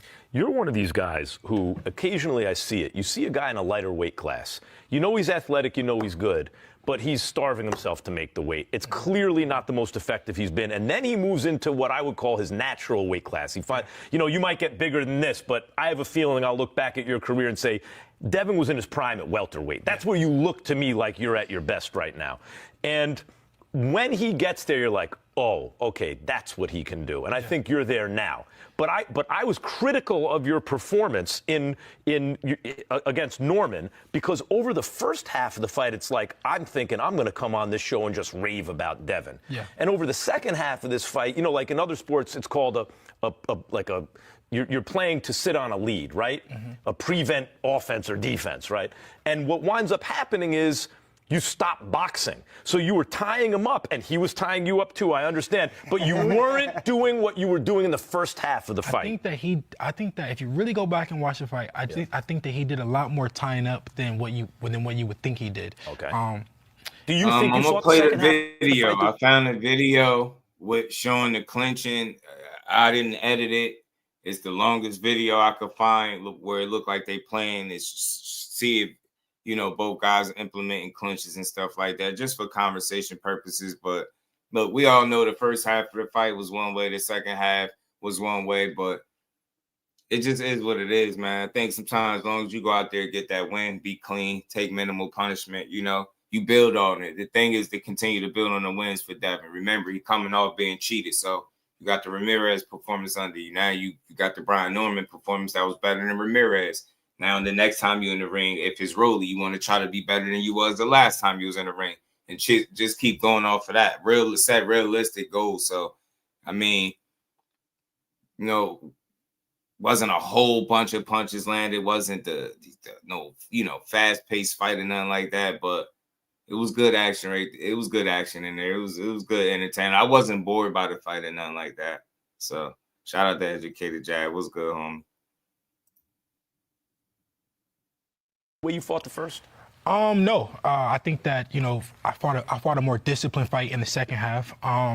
Because I knew that he was getting desperate. I heard him in the first half of the fight. So he was playing catch up, and from that point on, so I had a good lead. And do I think that I could have stepped on the gas a little bit more? Of course. But it's all experience. Now I want to get to the nuanced part of this, okay? Yeah. Because now we have the fight with Rolly, right? And you're a really smart fighter in the sense that it's like, I'm going to fight in a way that just makes it hard for the other guy to win. This is an athletic competition, and if I'm up a certain number of rounds and I tie you up, tough. A lot of fighters have done that, Yeah, right? well, I just don't want to run that tie-up narrative because but you can't. You had something to do with that. No, that is not. No, that was what he was doing. I think that because he was hurt early. Yes, because he was hurt. Okay, early. but so don't this is forget, where this is going. you We'll play the video. Norman, Devin. Don't let him off the hook. Yes, for I did. sure. That's He true. did I absolutely did. And I saw the way you looked against Ramirez. Of course I was going to pick. But not only you, a lot more other people. Yes, I was an underdog. But I wouldn't have picked him had it been you before the Ramirez fight. Once I saw the Ramirez fight, maybe I just tricked you guys. Yeah, maybe you did. Maybe you wanted that Norman fight. No, so maybe I just bet on myself. Okay. Oh, I see. So the reason that's all prologue. This is what I want to say about the Raleigh fight. So here would be my thought about you and Raleigh. Raleigh is a really dangerous puncher. He is not in your class.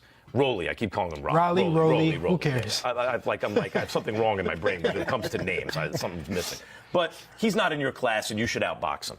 Now, I can picture a situation where second half of the fight, you're way up. He's awkward. He's throwing bricks. And so there are clinches, whoever initiates it, but you guys wind up. And then after the fight, I'm critical. On the other hand, I could also see you, like a fight, you're in this situation going, I'm not going to sit on the lead. I'm going to keep. And then he catches you, and that's something stupid. So it like puts you in a no-win position. Exactly. In a way. And you could have said that. If that would have happened in a Norman fight, they would have said, "Well, why he was up? Why didn't he just coast to a victory?" And if I would have got hurt in a That's 100% fact. Dave is right about that. Had he been winning the fight like that and then done something silly late, got caught, knocked out, that's all they would have been saying. Well, he should have been smart. See, he ain't learned from this fight. So it's one of those things where you damned if you do, damned if you don't. last round, not even got knocked out, just got hurt, they would have said, "Oh, well, he should have kept doing what he was doing." Isn't there a third option, which is where I really think the best of the best reside? I think you're in the top 10 pound for pound, but I have Shakur like 2 right now, okay? And the reason I say that is there's a third option, which is you dominate the first half and you don't stop dominating. It just gets worse and worse for the other guy. So since we're talking about even if it involves risk. Do you think that Shakur could have stepped on the gas against Tio? Maybe. He could have gotten him out of there, maybe. Yeah. But did he? I would, but it didn't fall off. You're right. It didn't go up. Hey, man, hold up. I didn't know he said that. Them performances is not the same. Not the same caliber fighter, respectfully. Not the same kind of performance. Shakur landed more jabs than you landed punches, total punches. Not the same performance. Yeah, he could have stepped on the gas, though. I think he could have stepped on. I think he could have put some more leather on Tio. I think he could have put more leather on Artem when he fought Artem as well. Who else? Probably beat up. Yeah, those are 2 fights I think he could have did more. Definitely could have put more of a beating, but not the same performance, though. Different. Shakur was that was truly dominant. I think that Tio was missed 85% ready to be of his stopped, punches. ready to give up than Norman was. Interesting. Guys, the floor is yours. I know I've been monopolizing. No, never, Matt. You were never monopolized. I want to talk to Devin. Yeah, go ahead. Yeah. Look, I think, Devin, and you're like Floyd Mayweather in the sense that I feel like there's so many fights I watch, and with Mayweather it was Miguel Cotto, it was Marquez. With you, it's Prograis, it's Jose Ramirez, where we feel like you can score the stoppage if you step on it. Same with Mayweather. So obviously, you have to be held in high esteem to even have that kind of criticism. Yeah, for sure. But you did box beautifully against all these guys. Then again, how many fights did we see where Floyd was an underdog? Never? No, he's never the underdog. Yeah. So that was a fight that I was an underdog in. That a lot of Very people picked me to lose. Yeah. It doesn't matter. They still pick me to lose. But then, I'm the biggest Pernell Whitaker fan in the world. I'm mad that we stuck him back there. And Pernell rarely knocked guys out. And like I'm saying, he kept boxing their, beating their brakes off all fight, just not stopping them all. And like I'm saying, Shakur, and not to be just, so critical of Shakur, but I'm just speaking as an example that Shakur wasn't an underdog in the Tio fight. He was a favorite. A big favorite. Right. He was. And he dominated like a favorite. How does Shakur get to be an underdog? Fight's not the same, man. Stop comparing them shits, man. Nah.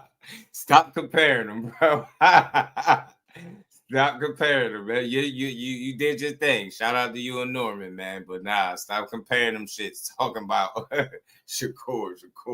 Shakur is fighting a different caliber of opponent.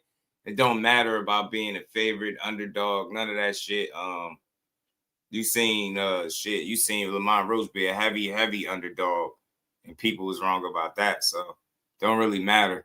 I think the thing was he fought like a guy that was a heavy favorite. Like people thought the odds was too wide, but he ended up beating him and justifying why the odds was like that. So I don't know. I get his point though. Could he have put more together? Absolutely, but don't overdo it, man, because his performance was definitely better than yours. Hit 70 punches. That's his De Los Santos performance right there. So that shit not even the same. Where people don't believe he can be like, who's he going to be the underdog against? You know what I mean? Yeah, no, for you sure. came off it wasn't even the Ryan fight, to tell you the truth. It's not fair to you that the other guy doesn't make weight and the other guy gets called PEDs, and Ryan has sat in that chair and he's our guy. But that's the truth. It's the Ramirez fight for me. For sure. Based on that fight, I'm like, that's what happened. Yeah, well, I fought Ramirez away. I fought Norman away. I fight Rolly away. I fought Lomachenko away. I don't fight everyone the same. And that's just is what it is. Let's be the man's real. got some good wins. There's no two ways about it. But let's be real. In defense of Devin, there's many fights where Shakur did, sat on a lead. Nakathila, Harutnanian. I'm pulling a max. I don't know how to say that guy's name. The Armenian. There's been a couple of fights. Yes. Where he has really. Nah, you just said plenty of fights, then you just said a couple. Shut the hell up, man. You don't got it. The problem is you don't got to be in the defense of Devin and stop comparing them two. They're not the same, bro. They're not the same. They get their shit done totally different, bro. Totally different. That shit is annoying me to keep hearing it. I hate. If y'all got him on the show, talk about his performances. Shakur not on the show. Shakur not on the show. We're not trying to talk about no fucking Nakathila, a guy that he beat every single round and dropped him twice. We're not trying to hear that. Imagine somebody complain. In no other sport where you hear somebody be that dominant and people still complain. Sat on the lead. No, he beat him up every single round. Outboxed him right in front of him. Yeah, he could have did more in that fight too, for sure. Nakathila, Artem, and Tio. So them three fights, I do think he could have put more on them, but still, don't say he sat on the lead. I think he tried with Artem. He just didn't get him. Artem got on a good foot. Core wasn't used to that, and it showed. His efficiency wasn't the same having to go get the dude. So I don't think he sat on the lead there. Nakathila, I think he just beat Nakathila, just boxed him, and it's always more you could have did, but I can't complain about a guy that beat you every single round. You know what I'm saying? Every single round. So stop comparing their performances. Them shit's not the same. Stevenson? Yeah, I mean, not just running. You're right. Yeah. Yeah. Yeah. Now, he didn't look great. I cannot deny that. De Los Santos, I mean, was one of the worst fights I've ever seen. De Los Santos is pretty good, though. He didn't look great. Yeah, De Los Santos is a good fighter, yeah. See, I praised him. You praised him for Brian Norman, but he landed 5 more punches than what Shakur landed against De Los Santos. And you said that was the worst fight you ever seen, right? That's the worst fight you ever seen. But Devin landed 5 more punches in his last 2 fights than Shakur did in his worst fight ever. Let that sink in. They're not the fucking same. I'm not playing. Rock with them both, support them both, but they're not the same. Stop comparing them, Devin. Stop trying to take shots. The attention is on you. Focus on your performance. Don't try to compare your shit to Shakur. It's not the same. You wasn't fighting T.O. You was fighting Brian Norman, a guy that was looked at as green and not as experienced. That wasn't the case with T.O. You wasn't fighting the best person that you ever been in the ring with Brian Norman, and you still only landed 70 punches. And I'm going to play the video in a minute. That's almost 8 minutes long. That's going to illustrate who was doing all the holding so we could put that to bed as well. I'm standing on that. I love Devin, but I hate that over comparison to Shakur performances. Y'all don't remotely fight the same. You get hit considerably more in your fights and everything. And then he just showed you after his last fight, your jab ain't better than his either. So if you thought that, no. I'm tired of that. Y'all not the same. The performance that he's trying to praise you about with Brian Norman, after saying Shakur is one of the worst fights he's ever seen against De Los Santos, 65 punches. He landed 70 against Brian Norman. Outside of the knockdown, what was really different? Nothing. Shakur be super dominant, not people having to make a case for a master class, and it wasn't that. That shit don't even be close. They don't win their fights the same way at all. At all. The dude losing 1 out of every 10 rounds, 1 out of every 14 rounds. They're not even remotely the same. Stop doing that. And then don't be mad at me. Those are the facts. That's not saying Devin ain't phenomenal. but they're not the same. They don't execute the same way. Shakur is far more efficient than this guy. The numbers say that. Fuck what I'm saying. The numbers say it. That's why I hate it when y'all try to over compare. No, take the criticism, bro. They on you. They criticizing you. He told you the second half of the fight wasn't the first half. Now you want to start bringing up Shakur. Nah, don't bring up Shakur, because this is the difference. When they criticize Shakur, he don't bring up other people's performances and start talking about, well, Shakur looked like this and Shakur could have did this. You wasn't fighting Tio. You was fighting Brian Norman, a guy that they said wasn't on your experience level, a guy that you said you was levels and levels and levels above. Did you show levels and levels and levels above in the fight? Or did you just win it? Get out of here. That's why they criticizing you. Because again, Shakur ain't never did that shit.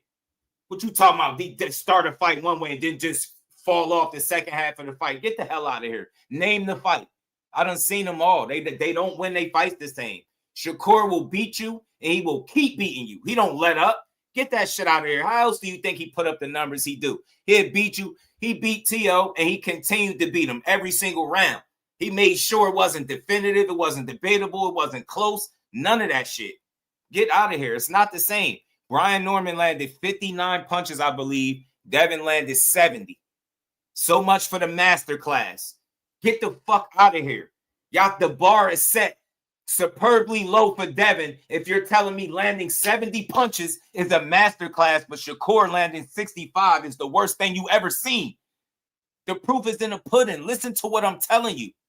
A guy, I'll add the knockdown. He got a knockdown, and I think it was the first round. He got the knockdown. Got a knockdown and landed 5 more punches with that knockdown.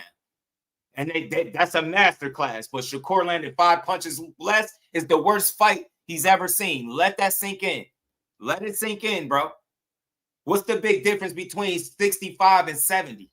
Seriously, when you know them shits was jabs. Make it make sense, man. Shit ain't the same, B. Shit is not the same. I had to go on my little rant because they over comparing. You shouldn't have to throw strays at Shakur Stevenson to give to criticize Devin Haney. He's on the show. Criticize him. Don't try to soften the blow by bringing up another fighter that's better than him. And how I know he better, his own daddy said it. I'm tired of y'all playing. Y'all can be mad at me for that. I'm standing on that shit. I don't see nothing he do in the ring better than Shakur at all. I don't see it.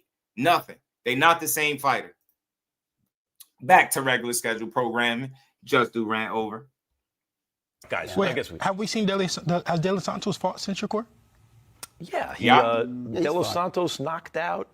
I don't think he has. No, that's been a Because he was minute. supposed to. Yes, he fought one time. Come on, man. It's 3 of y'all up there. It's 4 of y'all up there. Y'all don't know if De Los Like Santos Keyshawn fought Davis since last Shakur? summer. Yeah, the before first Keyshawn round went knockout. on his rampage. Ooh, that's a good pull. And who So gives how a good can damn we say he about De really Los is? I'm not Santos? saying that. I don't know. Well, 'cause Yeah, so we've Max seen him- says he has twitchies. Yeah, and we've seen him be like, we've seen. Just think about something. You're comparing Devin Haney, who's supposed to be in his prime, in a masterclass performance against Brian Norman with Shakur Stevenson sick and injured. Make it make sense.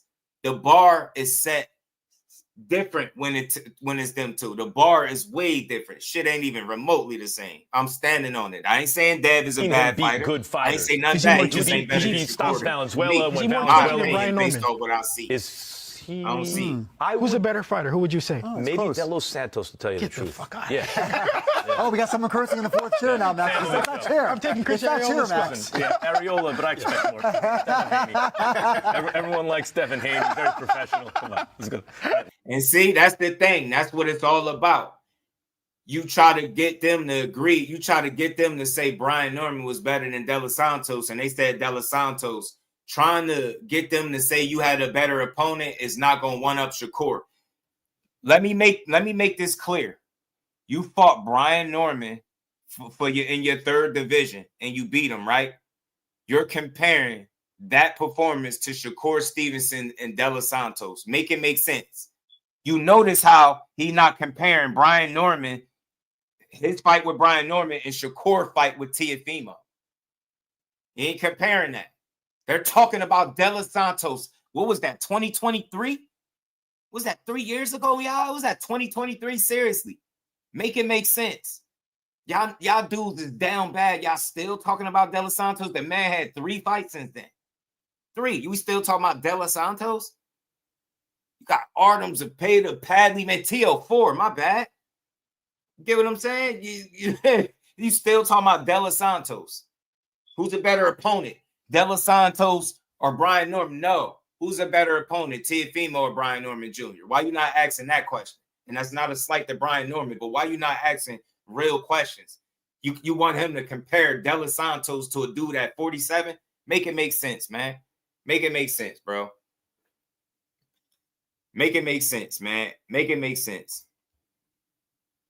Make it make sense. Last week on the show, we discussed who would be the A side and the B side. Is Ramirez better than De Los Santos? Is Jose Ramirez better than De Los Santos? And so many others. I could get into it. The guy that gave him his toughest fight ever. His toughest fight ever. Yeah, that dude, Shakur, that beat that guy. Yeah, Shakur just dominated him. What we doing? What we talking about? This dude comparing Brian Norman, his fight with Brian Norman Jr. and Shakur with De Los Santos. That's how down bad y'all is to try to one-up him. You can't one-up him. You can't one-up him. You want to one-up him, get in the ring. You know what I'm saying? Go make 140 like your trainer said you could do. Teach was good with it. Kurt was good with it, bro. I'm tired of y'all. Stop comparing the two. They ain't nothing alike, man. Shit different over there. The Devin Haney, Ryan Garcia rematch. Someone who's new to the welterweight division, Devin, Teofimo Lopez, weighed in on Twitter. Quote, just freaking fight. The best time for this fight to happen. But we're talking on who's the A side, B side. Clearly, the boxing business is elongating this in plain. Real quick, T.O. Wood talk this shit. You have the audacity to tell somebody what fight to make when the fight was on the table for you to make with Devin Haney, and you curred out. You tucked your tail and went and did something else. Now I respect you for fighting Shakur, but you have no right to even chime in and tell them what fight to make. Because when it was time for you to fight, where was that energy when it was time for you to sign up to fight Debo Dead? Huh? You wasn't saying just fight then. You was saying they was forcing the fight. You was saying they was trying to force you to fight Devin. You said you turned down like $11 million or something like that. Now you telling them to just fight. Man, get out of here, man. The twitchiness as a gauge for being good. You got to. Hey, teach. Twitchiness, and don't forget, teach, grip strength. Don't ever forget about grip strength. Remember, grip strength is a gauge. Remember, man, not too long ago, people went from talking about grip strength to talking about the best jab in the world. I mean, they forgot all about grip strength. Hit the like button if y'all haven't. We're going to keep rolling. But nah, T.O., you got to sit this one out, G. You had an opportunity to fight Devin Haney, and you didn't do it, and you had it was a lucrative opportunity. You said it out your own mouth, and you said they was trying to force you to fight a guy that you got history with. You done went back and forth with him. Y'all fathers went back and forth. You should have every reason to want to punch Devin in his face in an actual boxing ring, but you had an opportunity to do it, and you did not. Instead, you elected to go down the darker alley, which I don't know why you did that with Shakur Stevenson, maybe because you thought he was smaller, and you learned that was a bad idea. You got your ass took to school. Let's keep rolling, man. In sight. Hashtag make boxing great again. Both world champions have a history in ring, unification in Ring Magazine on the line, and then at Inside Ring Show. What's your point of view, Devin?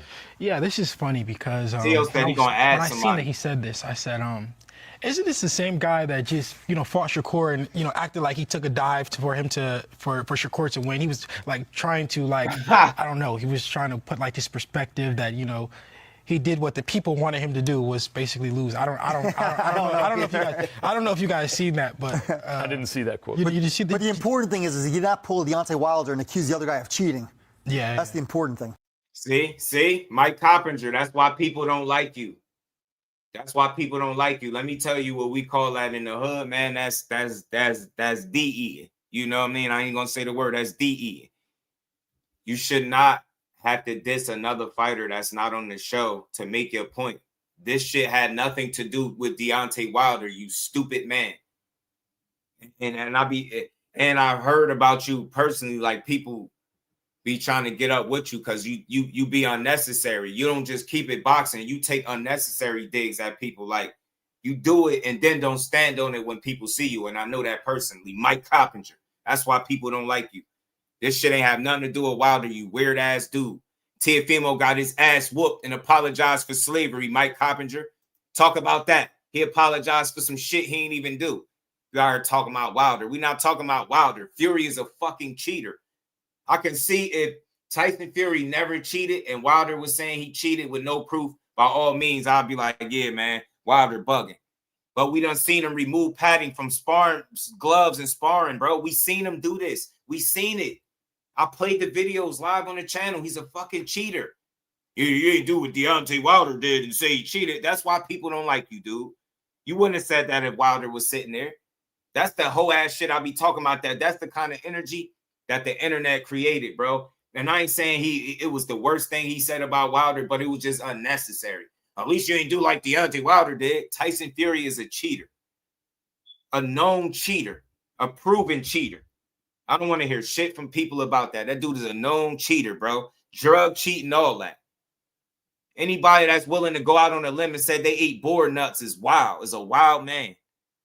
Paying photographers tens and thousands of dollars to remove photos where it looked like you could see his knuckle print in his glove.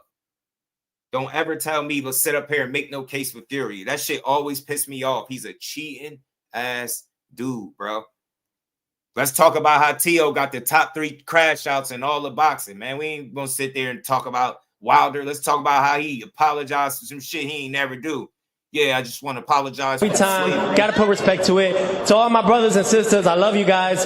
Always salute to the power that it be above. I thank you guys. I never wanted anything to harm you guys at all. So for that, my condolences to all you guys and to the slavery and everything that's ever happened mentally.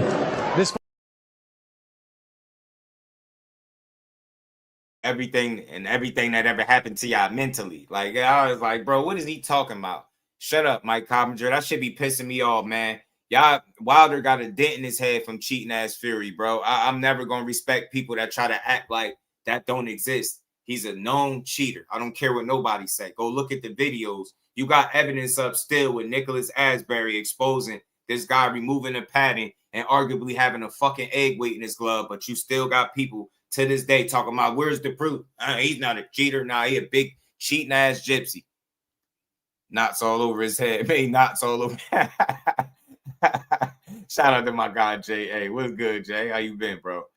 Shout out to my dog, man. The real one. Big shout out to Mike Kirkland, always supporting the grind. For all the interviewers I never catch, like today and yesterday, man, shout out to you, bro. You know, that's why I like to cover the interviews so y'all can hear from the horse's mouth. And y'all get my live reactions. That's why I don't be...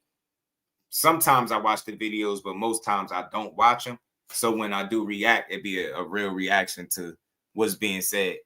You know what I'm saying? I didn't know he took the shots at Wilder like that at the end. Lee, what it do, my guy? What's good with it? Shout out to my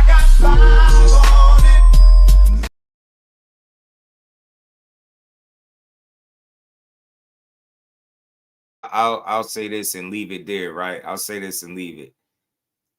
Tyson, like bro said, Kurt saying Fury was down and out. He was suicidal, overweight, obese. Everything was wrong with him. And Wilder gave him a chance when he didn't have to. Wilder didn't have to fight that dude.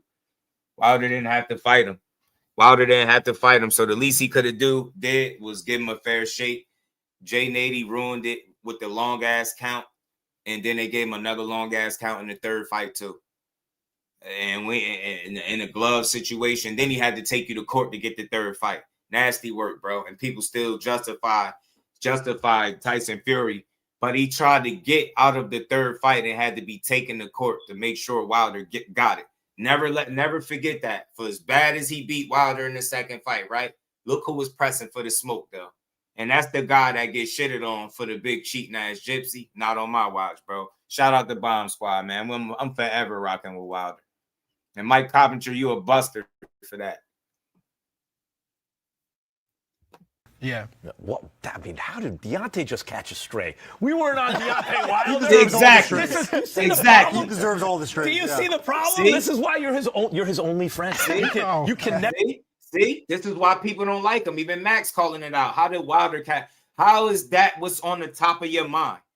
Just imagine how many times off camera or off, like, you know what I'm saying, behind the scenes that he's made that reference about Wilder. Look how it just was like, right off the top of his head. It wasn't like Wilder. Like, how did you get from Teofimo apologizing for slavery to Wilder? Like, you get me? He apologized for slavery. Teofimo arguably got the top 3 crash outs in boxing. He beat a Cambosis 11 rounds to 2. Y'all remember that? Y'all beat him 11 rounds to 2. Do I still got it with Sandor Martin? And then he apologized for slavery with Shakur. Teofimo, hands down, got the top 3 crash outs in boxing by itself. Turn on this man. I'm going to be getting calls in the middle of the night. That's All right, why. guys, what do you think? What do you think about the A side, B side, Doug? We haven't got. I don't think there is an A side, B side. I mean, listen, boxing is show business, and Ryan moves the needle in that way. Yeah, Bud had him shook. He knows how to. Hey, locked and loaded. I know somebody that chased him.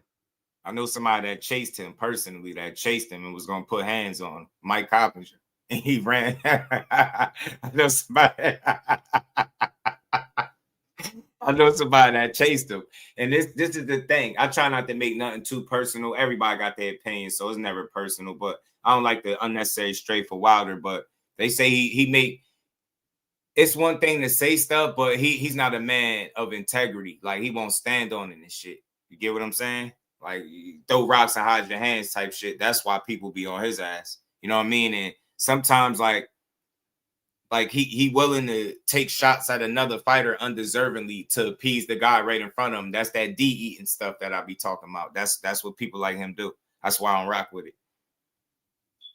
Let's focus on Devin. If you want to criticize Devin, criticize Devin. Yeah, you shouldn't have to shit on another I fighter love to make Devin. your point. Devin's like me. That Devin He's a didn't quiet do guy. He's a in the polite second dude. half of the fight what he did in the first half of the fight. That's all. That's all I'm saying. Like, I ain't saying you can't compare Devin and Shakur, but it's like, why you comparing a performance where a guy is supposed to be making a case that he's returned and he's better than ever against a guy that was sick, injured, and shouldn't have been in the ring. Shit is it's a silly argument to me, and it's an unnecessary one. It's like you forcing it.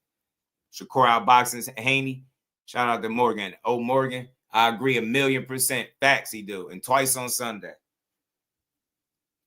That doesn't move the needle in this day and age. But I disagree. I think it does move the needle. I'm not saying it doesn't move the needle at all, but in comparison to Ryan. Ryan has 10 million social media followers. Exactly. So we're saying that.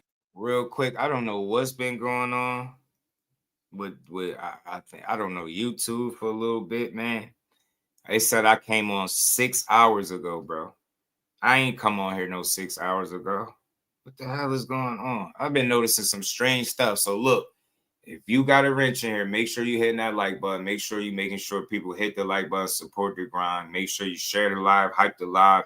I don't know what YouTube got going, but I've been noticing some little weird stuff. I just gotta address it real quick. But it said I've been on here. I came over here over 6 hours ago. That's crazy. Shout out to old Morgan. Appreciate you. We're gonna keep building, y'all. Let's keep getting to it. 6 hours ago. I do that. I do agree that he has 10 million followers, and that's good and all. But that's more than twice as long as I've been. Ryan messed up the first fight. Boxing He basically just trumped the whole fight with. He was acting like he was crazy. Well, he put it in jeopardy. He made people think that he wasn't going to make it to the finish line. Whatever the case may be, So, can we really trust this guy that he won't do this again? No, he's a loose cannon. How do we know that? We can't. Look, a few things here. I remember you and I talking a few times, a few weeks before the fight. I ain't been here for 6 hours. They happening, right? Yeah. And that was a lot of people didn't know if the fight was happening. People involved in the promotion. Devin was incredibly weight trained. That drives people crazy in boxing. The boxing industry, obviously fans. But at the same time, when you're creating that kind of chaos, you're still calling attention to yourself. You're right. Yeah. That's true. That's fair, Doug. We're still talking about Ryan. Will he or won't That punishes fighters like Devin who It just does. go about their business, behave professionally, fight really well, and don't make a lot of controversy. In terms of accomplishments, Devin is the A side. No question. Okay? But we're talking about putting on an event. I think it's an open question, though. Like, I don't think there is a clear answer because he is perceived, I think, correct. It is the clear answer, and the sooner y'all stop trying to act like it's not, the easier it'll be, bro. It's very simple. Y'all know what they gonna say. Who sell more tickets, Devin or Ryan? It's that simple, bro. And I don't care which one it is. I don't care because I'm rooting for Devin 1,000,000%. I don't care if he the Z side against Ryan. As long as he get paid what he looking for, and get a fair fight. I don't give a damn. I'm rooting for him to scout Ryan, and I truly, truly hope that that's a fight he get. I want to see that for Devin more than I want to see any other fight. The only other fight I think I would want to see more than that is Devin and Shakur. You know what I'm saying? Obviously, then that rematch, right? But nah, man. I hope he get it, bro. I hope he get it. Yeah, you said StreamYard too. I've been having a lot of problems with StreamYard, like putting my my shows together a lot. I be having to delete them. It's a lot. I'm telling you, I don't know. Both of them malfunction at the same time is frustrating. I'm telling you. I've been noticing this for like the last 3 months, 2.5, 3 months. Ryan, they ain't gonna be first on the poster. I think so too. I think he sell more tickets, bro. That's not trying to say he's so much more of a star than Devin. Who cares about that? All right, if he got a little bit more following, if he sell a little bit more tickets, who cares? Who's the better fighter? Who's more accomplished? Who gonna have a better career? That's the stuff I care about. You get what I'm saying? That's the better argument, because that other stuff, that's their money. But who doing what they supposed to be doing? You get what I'm saying? Yeah, he fought the wrong kind of fight, but Ryan was unfair advantage, right? And since then, he been skating through and getting opportunities, and I feel like the buck will stop if Dev get a second chance to beat him. I think he'll do it the right way, and I think he'll beat him. I really do. I think it'll be a risky fight for him, but I think he can beat Ryan Garcia on points. I really, really do. And Ryan Garcia already admitted to being hurt by Devin Haney in the fight. You get what I'm saying? So that's another thing. You know what I'm saying? Shout out to Dante. What's good? Keyshawn versus Devin's fight. Where you at, Bill? Shout out to my dog, Devin, doing business with PBC. I'm hearing coming from Tom Brown. That's one of my true sources. Yeah, I don't hide anything. I'm all straight up. Yeah, shout out to Tom Brown. That's good to see Devin do potentially business with the PBC, because maybe it could potentially lead to another fight. If they got another fight on their roster, maybe he can make it. So just goes to show you, when guys want to make fights, Kurt, they can make fights. That's what that bit of information tells me.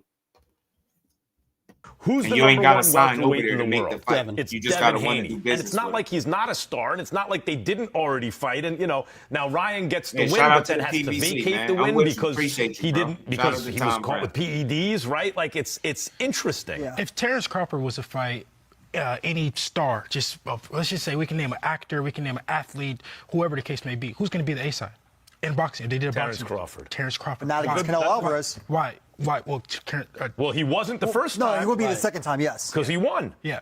So, like I'm saying, what are we going off followers or are we going off accolades? I mean, it depends how you want to put it. Well, that's why I said I don't think there is an A side or B side. You guys kind of balance each other out. You already know, Kurt. Appreciate you, bro. Man, stop this shit, bro. Y'all know it's an A side and a B side. Do people like to talk about it? Apparently not, but to sit here and act like there's no A and B, it is. It is. It is. Unfortunately, it is. And that's what that you just, if it wasn't no such thing, what the hell was Oscar De La Hoya doing with Virgil then? Damn, man, that's what I hate. Like, I get it, y'all in front of fighters, but be honest. Just be honest. And it's crazy because I don't think the accolades matter. I don't think the accolades is what they factoring in. I think they strictly talking about ticket sales, right?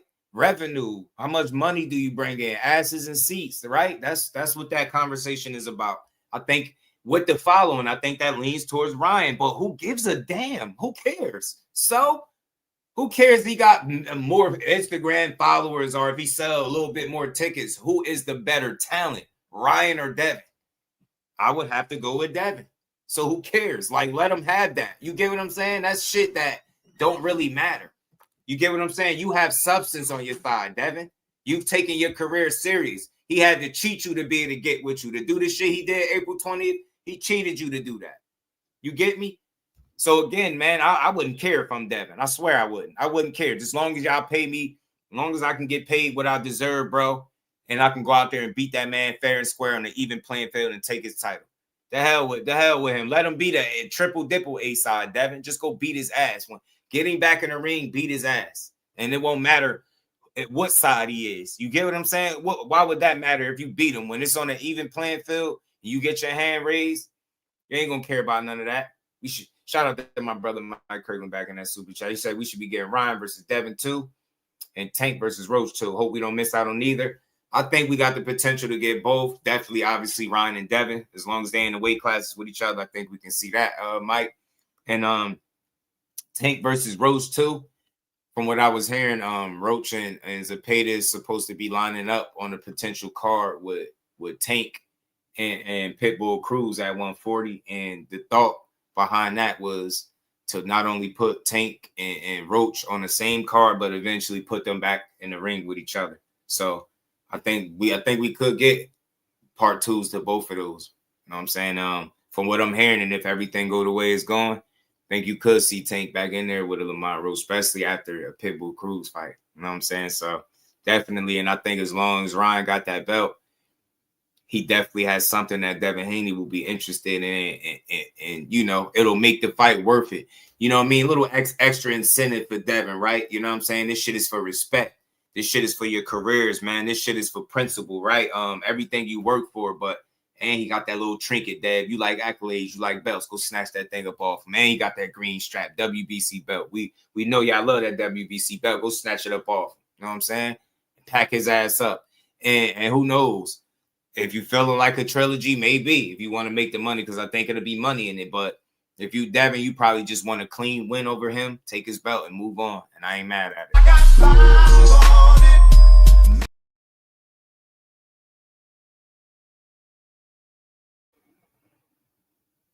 Yeah. A lot of things, and real quick, and I'll play the rest of this because it's almost the end of this, man. They selling venues out. Is Devin better? He broke his face. How is Devin better than who? Ryan? You think Ryan Garcia is a better fighter, boxer? I don't know how you want to frame it than Devin. I think styles can make fights. Skills pay the bills, but sometimes when you're not able to implement said style, you can take a loss. I think when you implement the wrong game plan, it can go bad for you. I think that's what Devin did. And look, even with him having sensu beans and power pellets in his system, it still was a close-ass fight, a close decision fight. It wasn't no UD. He didn't dominate Devin. The rounds that Devin didn't get dropped, he won by Ryan. And he fixed the approach and the game plan. I think he beats him. You know what I'm saying? Look, Devin might have been doing all that. Yeah, he was getting knocked down, but he got up every single time. Ryan Garcia was not able to put him away, and he cheated, so it don't even count. The fact that you advocating for a guy that had a bad substance in the system, like we get it. We seen that fight. But that to me wasn't a guy being better. That was Ryan. That was Devin letting the people get into his ear, him and Bill. That was him not doing what was best for him and sticking to what got him here. That's being disciplined, smart, sticking to a game plan, and being a smarter fighter in the ring. That's what got him. That's what got him to where he at. That's what's going to get him to win if they run it back, in my opinion. After seeing that fight April 20th, I don't walk away from that feeling like there's no way Devin could win that fight. If he avoids those big shots early and getting knocked down, getting buzzed early, I think he walks Ryan into a decision loss. You know what I'm saying? Straight like that. And if you calling somebody being on steroids excuses, then you got a problem. You get what I'm saying? Excuses is me trying to justify him losing. Me telling you what happened. Everybody admitted that he fought the wrong game plan. So you want to call it an excuse? That's because you don't know how to have a conversation. Shit played out that way for a reason. He wasn't forced to fight that kind of fight. He chose to fight that kind of fight, and it backfired. It wasn't the best in his best interest to step to Ryan that early to try to, he knock him out as he was talking about doing. You let the outside noise get in your head, and it caused you to fight a fight that you shouldn't have fought. Bull missed me with the excuses. That's legit boxing conversation. That's what happened. He fought a bad fight. Ryan fought a smarter one. He was undisciplined. He wasn't in the best shape, and he had ostarine in the system. How could you be advocating for a fucking cheater? It's crazy. That's what's wrong with boxing. So even with all the knockdowns and all the ostarine, it don't count, and they got to run it back. So he need to fight Devin just as much as Devin need to fight him. He need to prove that he can do this shit on a clean, even playing field with his cheating ass. Miss me with that Ryan Garcia shit, man. He cheated that man, and the fact that y'all throw that out there like that never, ostarine is this, and ostarine, it's a banned substance. Shut up. It's a banned substance, and unless you understand, unless you can tell me that There's not a picture out there that exists with Ryan Garcia in the picture with the drugs. It's the reason I'm talking the way I'm talking, bro. It's the reason why I don't rock with him. When it comes to this particular situation, this ain't no speculation no more. No evidence. What's good, Brody? How you feeling? I ever saw he did that to him. Yeah, but the worst version of him is still a good version of yourself if somebody is helping you. You get what I'm saying? Shout out to Zoomverse. You already had an unfair advantage, and Ryan helped him. And what I mean by help, I mean Devin helped him by fighting the wrong kind of fight, in my opinion. I think if he stayed on the outside box, made Ryan come to him. You get what I'm saying? Took his time. Took him a few rounds, went to his body, like just employed different tactics. I think he beat Ryan because I think he's a more skillful boxer. I think he's more disciplined. I think he's more dedicated to the sport. I think he want to be great more than Ryan and all that. That's just my opinion based on what I've seen from both fighters. So I'm in full support of Devin Haney beating the shit out of Ryan Garcia in a rematch on an even playing field, and I hope he get it. Well, so what do you do? Someone's name comes on this side of the poster, but someone else enters first. Like, how do you? In the end, there is an A side. You know what I think the reality is? Ryan messaged me about an A side, B side. He just randomly messaged me. I said, Ryan, let's try to make this fight happen, whatever the case. And he messaged me something saying about, well, I hope you know that I'm the A side. I'm like, you know what I say? Isn't that just negotiating though? I don't even know how it even came up. I say, who cares? I say, in this day and age, that you need two A sides to have a super fight. This is no longer where you could have Floyd Mayweather fighting whoever, and it's a mega pay-per-view. Those days are gone, right, Max? I agree, but I think none of these dudes are Floyd Mayweather. Bad fucking example, Mike Coppinger. Shut up. Just make your point without making these badass examples. Floyd was different. None of these dudes is Floyd. Shut up. But I do respect it. I feel like when you got two world champions and you got two accomplished guys, I think both guys should have say in negotiations. That's my personal opinion, but I have no control over what happens in those negotiation rooms. You know what I'm saying? I have no bearing on that, so it just is what it is.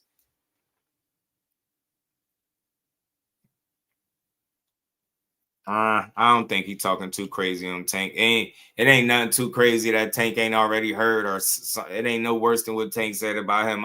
I'll cover that one tomorrow. I'll cover his Carmelo Anthony joint tomorrow. In the end, there is an A side. You know, well, sure, Ali and Frazier were both really big. Ali was the A side, right? Like Mayweather, Pacquiao were both really big. Floyd was the A side. Sugar Ray Leonard and Marvin Hagler both really big. Sugar Ray was the A side. It just is what it is. Hey, you got to choose. There's ways to get around the guy who's more showbiz. This is the A side, though. But there are ways to get around it. Not if he's not considered the guy, though. If he's not considered the guy, I think it's a real good question, and I just think it's a negotiating thing. Really, it's at the stage where you have to negotiate that. What's that worth to one side or another, right? I agree. Yeah, I agree. That's it. See that? I got him to agree right away. There you go. For those watching on YouTube, head over to DAZN to catch the rest of the show. Coming up, Jai Opetaia becomes the first ever Zuffa boxing champion. This is Inside the Ring.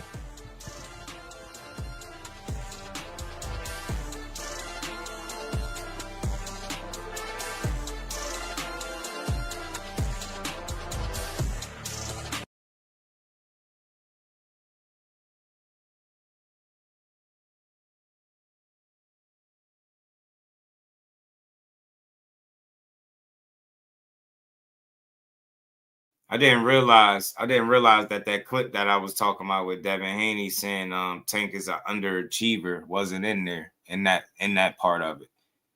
But I'll play it for y'all. But yeah, Devin Haney said, you know, I'll play the clip for y'all so y'all can hear what he said about Tank being an underachiever, man. But look, it all depends on what kind of how you looking at it. Right, I said this before, and I'm gonna keep saying it, man. People get into boxing for different reasons, man. And I said this before. I think Tank's why has always been different from these guys, which has heavily impacted the people that he's fought.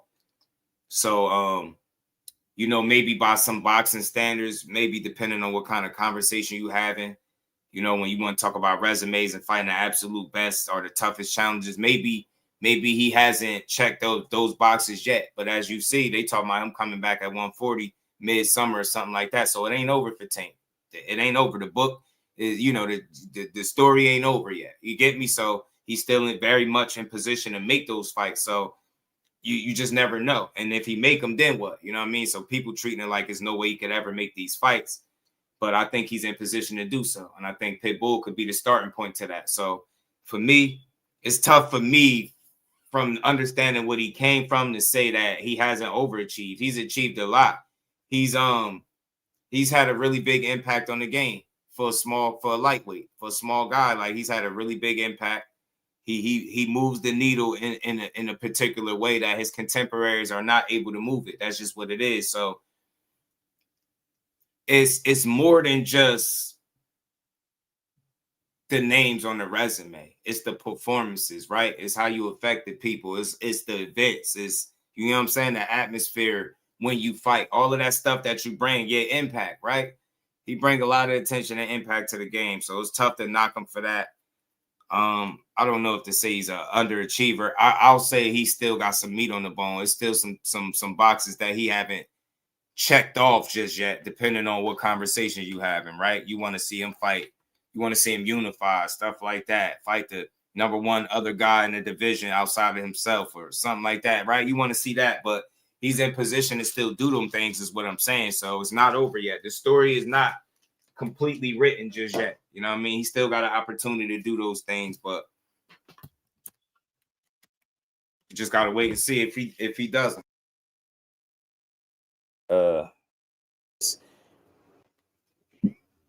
But yeah, this was the quote that had people kind of, you know, on Devin Haney helmet a little bit, because he said what he said about Tank being an underachiever. And look, I ain't surprised people, because the thing is, a lot of people feel like with Tank's position, he can do more than what he's doing. He can ask for fights. He can do this. He can do that. And he's not wanting it. This is why. But at the end of the day, man, you see what happened when it was time to fight Loma. When there was really some paperwork out there, it wasn't Tank Davis that didn't take the fight. It was Loma. Not to knock Loma, but just putting that out there. So Gervonta Davis, I think that he's a really good fighter. I think that he's an underachiever. I think that he has so much talent. I think that his outside issues is stopping him from reaching his full potential, and him just not wanting to test himself against the best fighters in the world. A guy like Pitbull Cruz it's just a fight that no one asked for. Gervonta Davis, I think that he's a really good fighter. I think that he's an underachiever. See, and look, the problem that people have with that statement from Devin is, Pitbull Cruz is a fight nobody asked for. Nobody asked for Jose Ramirez. It's a lot of fights that you fought respectfully. Nobody asked for it. Nobody asked you to fight Regis. You wanted to fight Regis, right? Nobody asked for that. But we don't knock it because it's a fight. So, and the problem that people will have with the statement that you're making, you saying nobody asked for it, but you're on record for saying set the fight up. You asking Turkey to set the fight up with you and Pitbull. You said this. You're on record saying you'll fight Pitbull. This is, you get what I'm saying? This is after Tank already fought him. So that's why people are kind of grilled Devin about his words. It's not that deep to me, but that's why people won't get on his ass. You make those unnecessary comments, and I get it. You say an underachiever. You say he ain't want to really test himself. I think I think that's a real loaded, complex conversation. I think it's deeper than wanting to test itself. Resumes and fighting the absolute best, yeah, that's one of the top barometers to measure how good of a talent you are. But I think performances, how you beat guys, the consistency, and I think anytime you constantly giving up height, reach, size, you get what I'm saying, and always being a smaller guy, you definitely challenging yourself. Anytime you move up to 140 pounds and fight a dude that's 6'1", you get what I'm saying, you challenging yourself. You get what I'm saying? So the dude started from 126. He's went as high as 140. He's competed in 4 different weight classes. I say that's challenging yourself, right? Has he took on the absolute most risky challenges out there? Nah, there's a conversation to be had, but you can't say he didn't challenge himself. You can't say he didn't want to test himself, because there are multiple fighters that he's already fought that you are slated or are in conversations to fight after him. Ryan Garcia was one of them. You shitted on the Ryan fight when he made it, but then you fought Ryan after him, right? I don't have a problem with you, but I'm just telling you why people have a problem with you, right? You had a problem. You had an issue with the pit bull fight, but it's you on record asking Turkey Al-Sheikh to set up the fight with you and Pitbull. So that's the problem that people be having, right? You shit on him when he fought Rolly, but you right now are in negotiations to fight Rolly. That's all I'm saying. So you put your foot in your mouth because each one of those opponents you had something negative to say about, whether it was Ryan when Tank fought him, whether it was Rolly, and now Pitbull, and each one of those guys, Ryan, you fought. We see how that went. Rolly in negotiations to fight. You get me, and you talked about fighting Pitbull. That's why his fans going to attack you for your words. They like, bro, where was this energy when you was telling Turkey Al-Sheikh to set the fight up? Where was this energy? Why was Pitbull a good fight for you and good for Turkey Al-Sheikh to set up, but it's not a good fight for Tank because nobody asked for it? Nobody ever asked Pitbull Cruz and Devin Haney to fight each other. I don't think nobody ever asked about that, right? So Ryan Garcia, we get that. We get why you fought him, but you fought him after shitting on Tank fighting him, but then you go fight him. See what I'm saying? So that's all I'm saying. Devin, you got to be mindful of what you say. At the end of the day, and you was the one on record saying how bad trash Ryan was, and then the fight played out how it played out, even though he cheated you, but you get me? So sometimes you got a tendency to put your foot in your mouth a little bit, and that's why people is on your ass. I'm not going to say he a hater of Tank. Yo, they all alpha males, bro. They all be jockeying for position. They all want to be better than each other. They all want everybody to think that they better than one another. They all want to prove that they the best. Some people willing to take more chances to prove it. So I won't say Tank ain't challenge itself. I'll say the riskiest challenges and the biggest tests are still out there for him. But in 31 fights through over 4 divisions, you can't tell me a guy didn't test himself at all. You get what I'm saying? You can't tell me he ain't challenged himself at all. That's tough. Constantly being a smaller guy. You get me? So, I don't know. That's tough. Shout out to Tank, though, man. But shout out to Dev, Debo. We'll see, man. I hope they make this fight, man. I hope they make the fight with him and Rolly. But let's keep rolling, man. Something else I wanted to show y'all, man. Dev, don't let Rolly grab you, too. Look at Rolly, man. Look at Rolly. Second on deck. Joe Lopez. Shit. That's my nigga. That's my nigga right there. Joe Lopez. Good job. Good job. Keep going hard, my nigga. Okay. Second on deck. Joe Lopez. You'll be white. Come on, time. How is he going? Here we go. Who's scoring? Come on, get out. Scoring. Okay. Let's fight. Good job, man. Keep going. Oh, shit.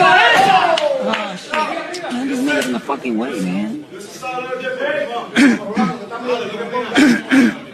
He's scared. Let's go.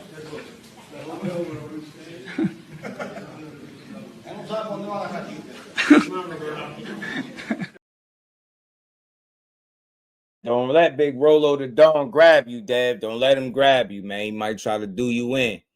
But last thing I want to bring up before we get up out of here, shout out to everybody. Yeah, man. Look, I ain't gonna say what he doing can't be matched. I just think that people don't acknowledge Mag 7. They don't acknowledge the size disadvantage that he's consistently at. And he can't help it. He's small. That's just the way he was made. That's the way he was born, right? But I think there's a challenge in and of itself anytime you constantly giving up that much size and stuff like that. He's a small guy to me, but he's very talented. That doesn't mean that he can't fight the absolute best because he's too small or nothing, but he's a small guy, man. Not everybody is doing it the way he's doing it, bro. You know what I'm saying? And not everybody can have the kind of impact he have. You know what I'm saying? So he's had a real impact on the game, bro. You can't knock Tank, man. Still, the big fights is out there for him, but to say he hasn't challenged himself is crazy. It's the same argument I'll say if somebody say Devin Haney never challenged himself. That's ridiculous to say. All of these dudes challenge themselves, but they don't get credit for it. You get what I'm saying? Like, you literally seeing him in negotiations to fight a guy that he shitted on when Tank fought him. See what I'm saying? So it's weird. But lastly, man, like I said, I'll bring up Keyshawn Davis is a promotional genius. if he making you talk about him, whether it's good, bad, or indifferent, he doing a great job, man. He done beat up Dean the Great. He done sparred with Shoo. He beat up Blueface the other day. Let the hands go. Let the hands go. There you go.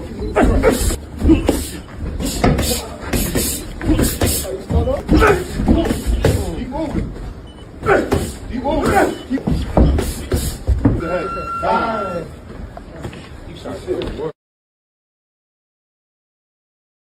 On his throw all, bro. I'm gonna go on this. I'm gonna go in depth a little bit more on another stream about this. But I just wanted to touch on it briefly before we head out. It's a lot of he getting a lot of unnecessary criticism for doing what we ask fighters to do. The dude promoting himself, he on kick, he in front of the audience, the fans, he beating up these celebrities and these internet personalities, right? He having fun with other boxers, but he's staying sharp and locked in the whole time. Cecil, what it do? Man, I'm telling you. Yeah, I always knew. I always liked him, bro. I always like Youngin. I always like Keyshawn and his energy. So I think what he doing is genius, bro. He keeping his name out there. He's sparring. He having little fights. He on social media. He connecting with fans. He doing everything you can ask a fighter to do. Since he made his mistake with missing weight, he's been on the up and up. He's made some changes to his team. He's been fully focused. He won his fight. Not only did he win it, he won every single round pretty much and stopped his guy, dominated. He looked impressive, and now he's promoting like the way we ask these guys to promote themselves, but he getting a lot of scrutiny and criticism for it. People saying he corny. They don't like what he doing. I love what he doing. To each his own, different strokes for different folks, but some of y'all too miserable, man. Y'all need to stop watching boxing or something. He doing exactly what he's supposed to be doing, making himself readily available in front of the people. He's seeing a different side of him. It's fun. It's working for him. And I think in the process, he's growing his profile too. So it's hard to knock what he's doing right now. Keyshawn is on top of his game. It looked like he found his purpose. He refocused and locked in. I think we're gonna see the best moving forward. I think as long as he stay in this frame of mind, I think as long as he stay in this mentality, bro, I think sky's the limit for him, bro. You could be mad about Keyshawn all you want, but he's fun, he entertaining, and he could fight. He calling out whoever he think the people want to see him fight, and I think he's willing to fight him. And you know his track record. He don't turn down fights. He don't duck no smoke this early in his career, and you know, he's already sold out at home. You get what I'm saying? Won a world title, fought on pay-per-view as the co-main. He doing it the right way, bro. These young fighters, they gonna mess up the same way a lot of us messed up when we was their age. We did a lot worse than what these guys are doing. It's not the end of the world. You know what I'm saying? Keyshawn made some mistakes. He's entitled to be able to make those mistakes. He's entitled to be able to learn from said mistakes as well. But you know, I'm not judging him, man. I like the improvements that he. I like the changes that he made. I like the improvements that he's showing. And he seemed like he got a whole new focus. And I think he gonna take him and DB3 as far as they could possibly go. You know what I'm saying? Off his shoulders and off the talent of his brothers, Kelvin and Keon. Shout out to both of them as well. Shout out to DB3, man. Keep doing it. Ishmael, appreciate the love, man. And we ain't never got a box again. Well, Right. well. I already been getting these bets, but now it's time for you to get your just due. My God, being a member for a month. Much love. Shout out to all. And we ain't never got a box again. Well. I already been getting these bets, but now it's time for you to get your just due. Great damn taking concept, bro. You feel me? Appreciate you, my guy. Appreciate you, man. Mike Kirkland, appreciate the love. Back in the super chat. He said you was right, just about Keyshawn. He showed me can back up that talk. I'm telling you, man. And Mike, one of the things that made me like that confirmed I knew what I was watching. It was the consistency and the stories that I be hearing about Keyshawn, like from the work ethic, the temperament, the attitude, like how he willing to challenge himself, how he wants smoke, how he want to spar, he want that work. He crazy. Like you hear the stories Shakur explain about him, stories that Troy Nash and multiple the Quentin Randalls of the world, they all got crazy stories about Keyshawn that let you know he one of them. You know what I'm saying? You got guys that's middleweight, super middleweights telling you the best sparring that they ever got was from Keyshawn Davis. But then somebody get on YouTube and yell about how he ain't doing nothing in 14 fights. Get that weak shit out of here. In 14 fights, you didn't know what your favorite fight. You didn't know who your favorite fighter was fighting in his first 14 fights. The dude's never faced an opponent with a losing record. I'm sick of people acting like he's some run-of-the-mill, just loudmouth. It's not a lot of people that's on it like Keyshawn is on. There's not a lot of people that's able to do what he's able to do. I don't care what you say. Yeah, he sold out in less than 15 fights at home. He's shown that he could be a draw. He's entertaining. He talked the talk. He back it up. He's likable. You get what I'm saying? He's made himself vulnerable. He showed accountability as a man. Look, this is where I fell short. I was smoking. I was drinking. I wasn't focused. I was in a mental institution. He put himself out there in front of everybody. He like an open book. How could you not root for a guy that's letting you know, look, I'm going to mess up, but when I mess up, I'm going to try to get back right? How could you not root for him? Some weird ass shit, man. Some weird ass shit. Shout out to Keyshawn Davis. Keep pissing him off. And the Bash brothers keep beating them up one fight at a time, bro. They can't do nothing with y'all. It's Shakur and Keyshawn pissing the world off. I love to see it. They can't find fighters fast enough to beat them. That's why y'all rushing dudes up to 47. Y'all just want to see one of them dudes lose. Newsflash, I think they're going to keep winning because they talent is just what it is, bro. They some of the best talents in boxing, and people hate to see it.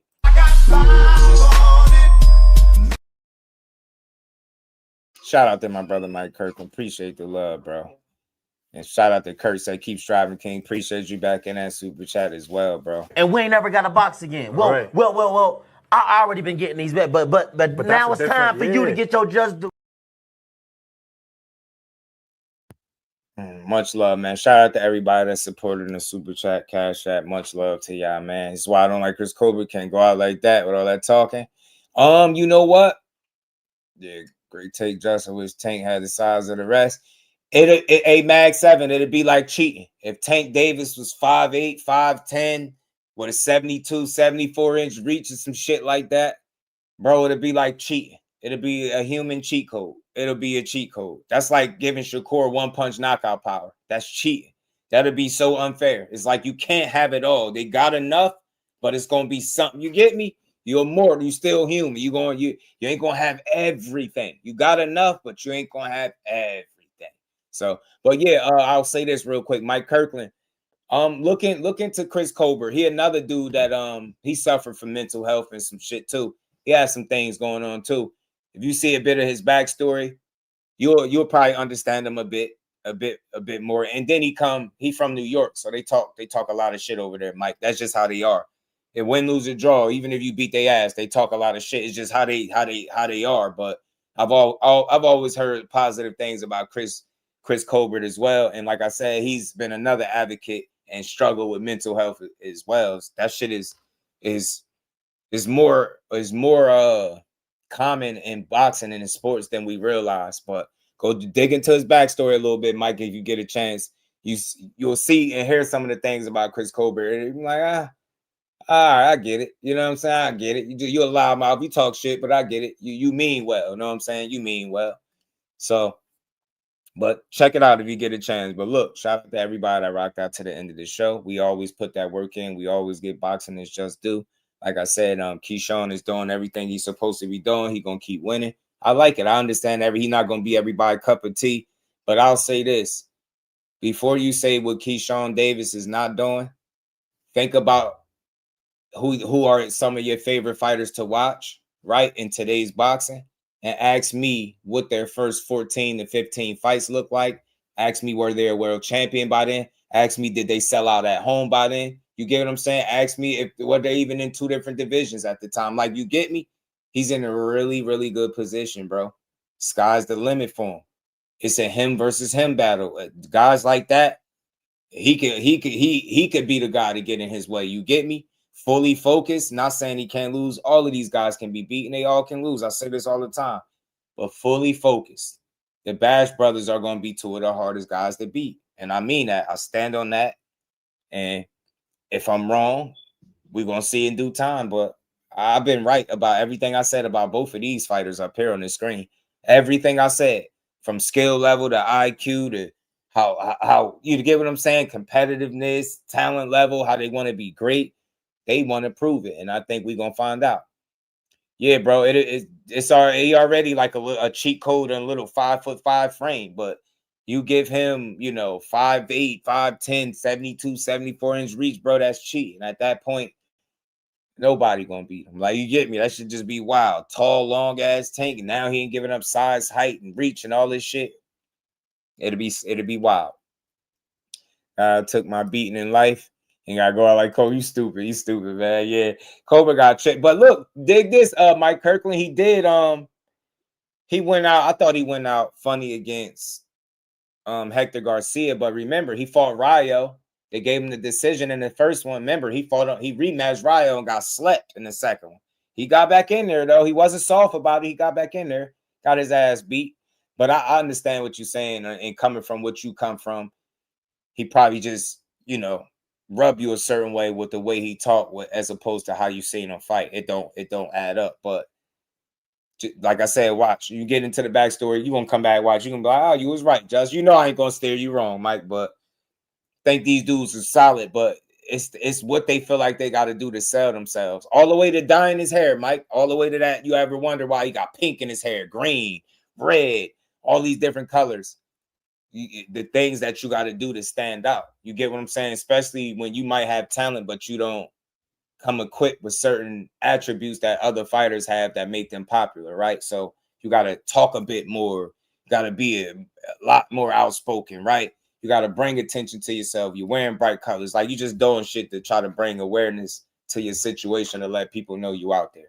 Like, it took me a while to understand him too, because he was rubbing me the wrong way, but after getting some info on him, I'm like, oh, I get it, man. I get it. You know what I mean? But look, shout out to everybody in the building. Another dope build for the books. Another dope boxing conversation with the family. Appreciate everybody rocking out to the end of the show. Y'all the real MVPs. The Bash Brothers gonna keep pissing them off. We gonna keep building boxing up. Let's see if Rolly and Devin gets made. I'm here for it. Keyshawn Davis is a promotional genius right now. Think he take advantage. What Shakur Stevenson said, Keyshawn spamming his boxing skills on the internet. Yeah, he definitely doing that. He's showing people his talent and what he made of. And I think it's fun. He's staying out of trouble. I think he's in a happy space. He looked like he's doing well mentally. That's very important. And he's staying out of trouble and staying in shape and focused while he's doing it. And he's being pushed by some of the best talents in boxing. So I think with a formula like that, you put yourself in the driver's seat to continue to be successful. And that's what I expect to see moving forward from Keyshawn Davis. So shout out to Devin. Hope you get the Rolly or the Ryan fight, if not both. And I'm here for it. Tank and Pitbull at 140, looking like midsummer. Lamont Roach, Williams and Payda fight. Shakur's talked about fighting Moratai.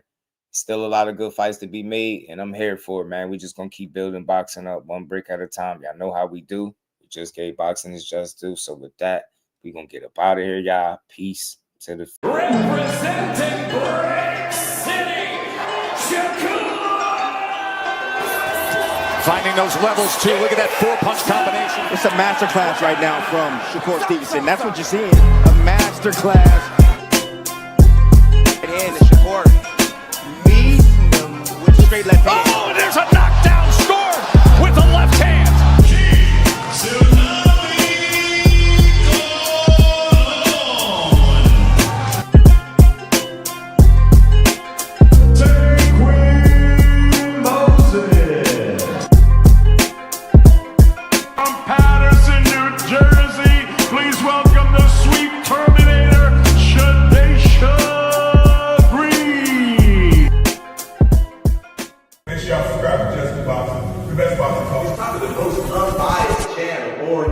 Right now, we're going to give him his just due. Shout out to my brother Just Due.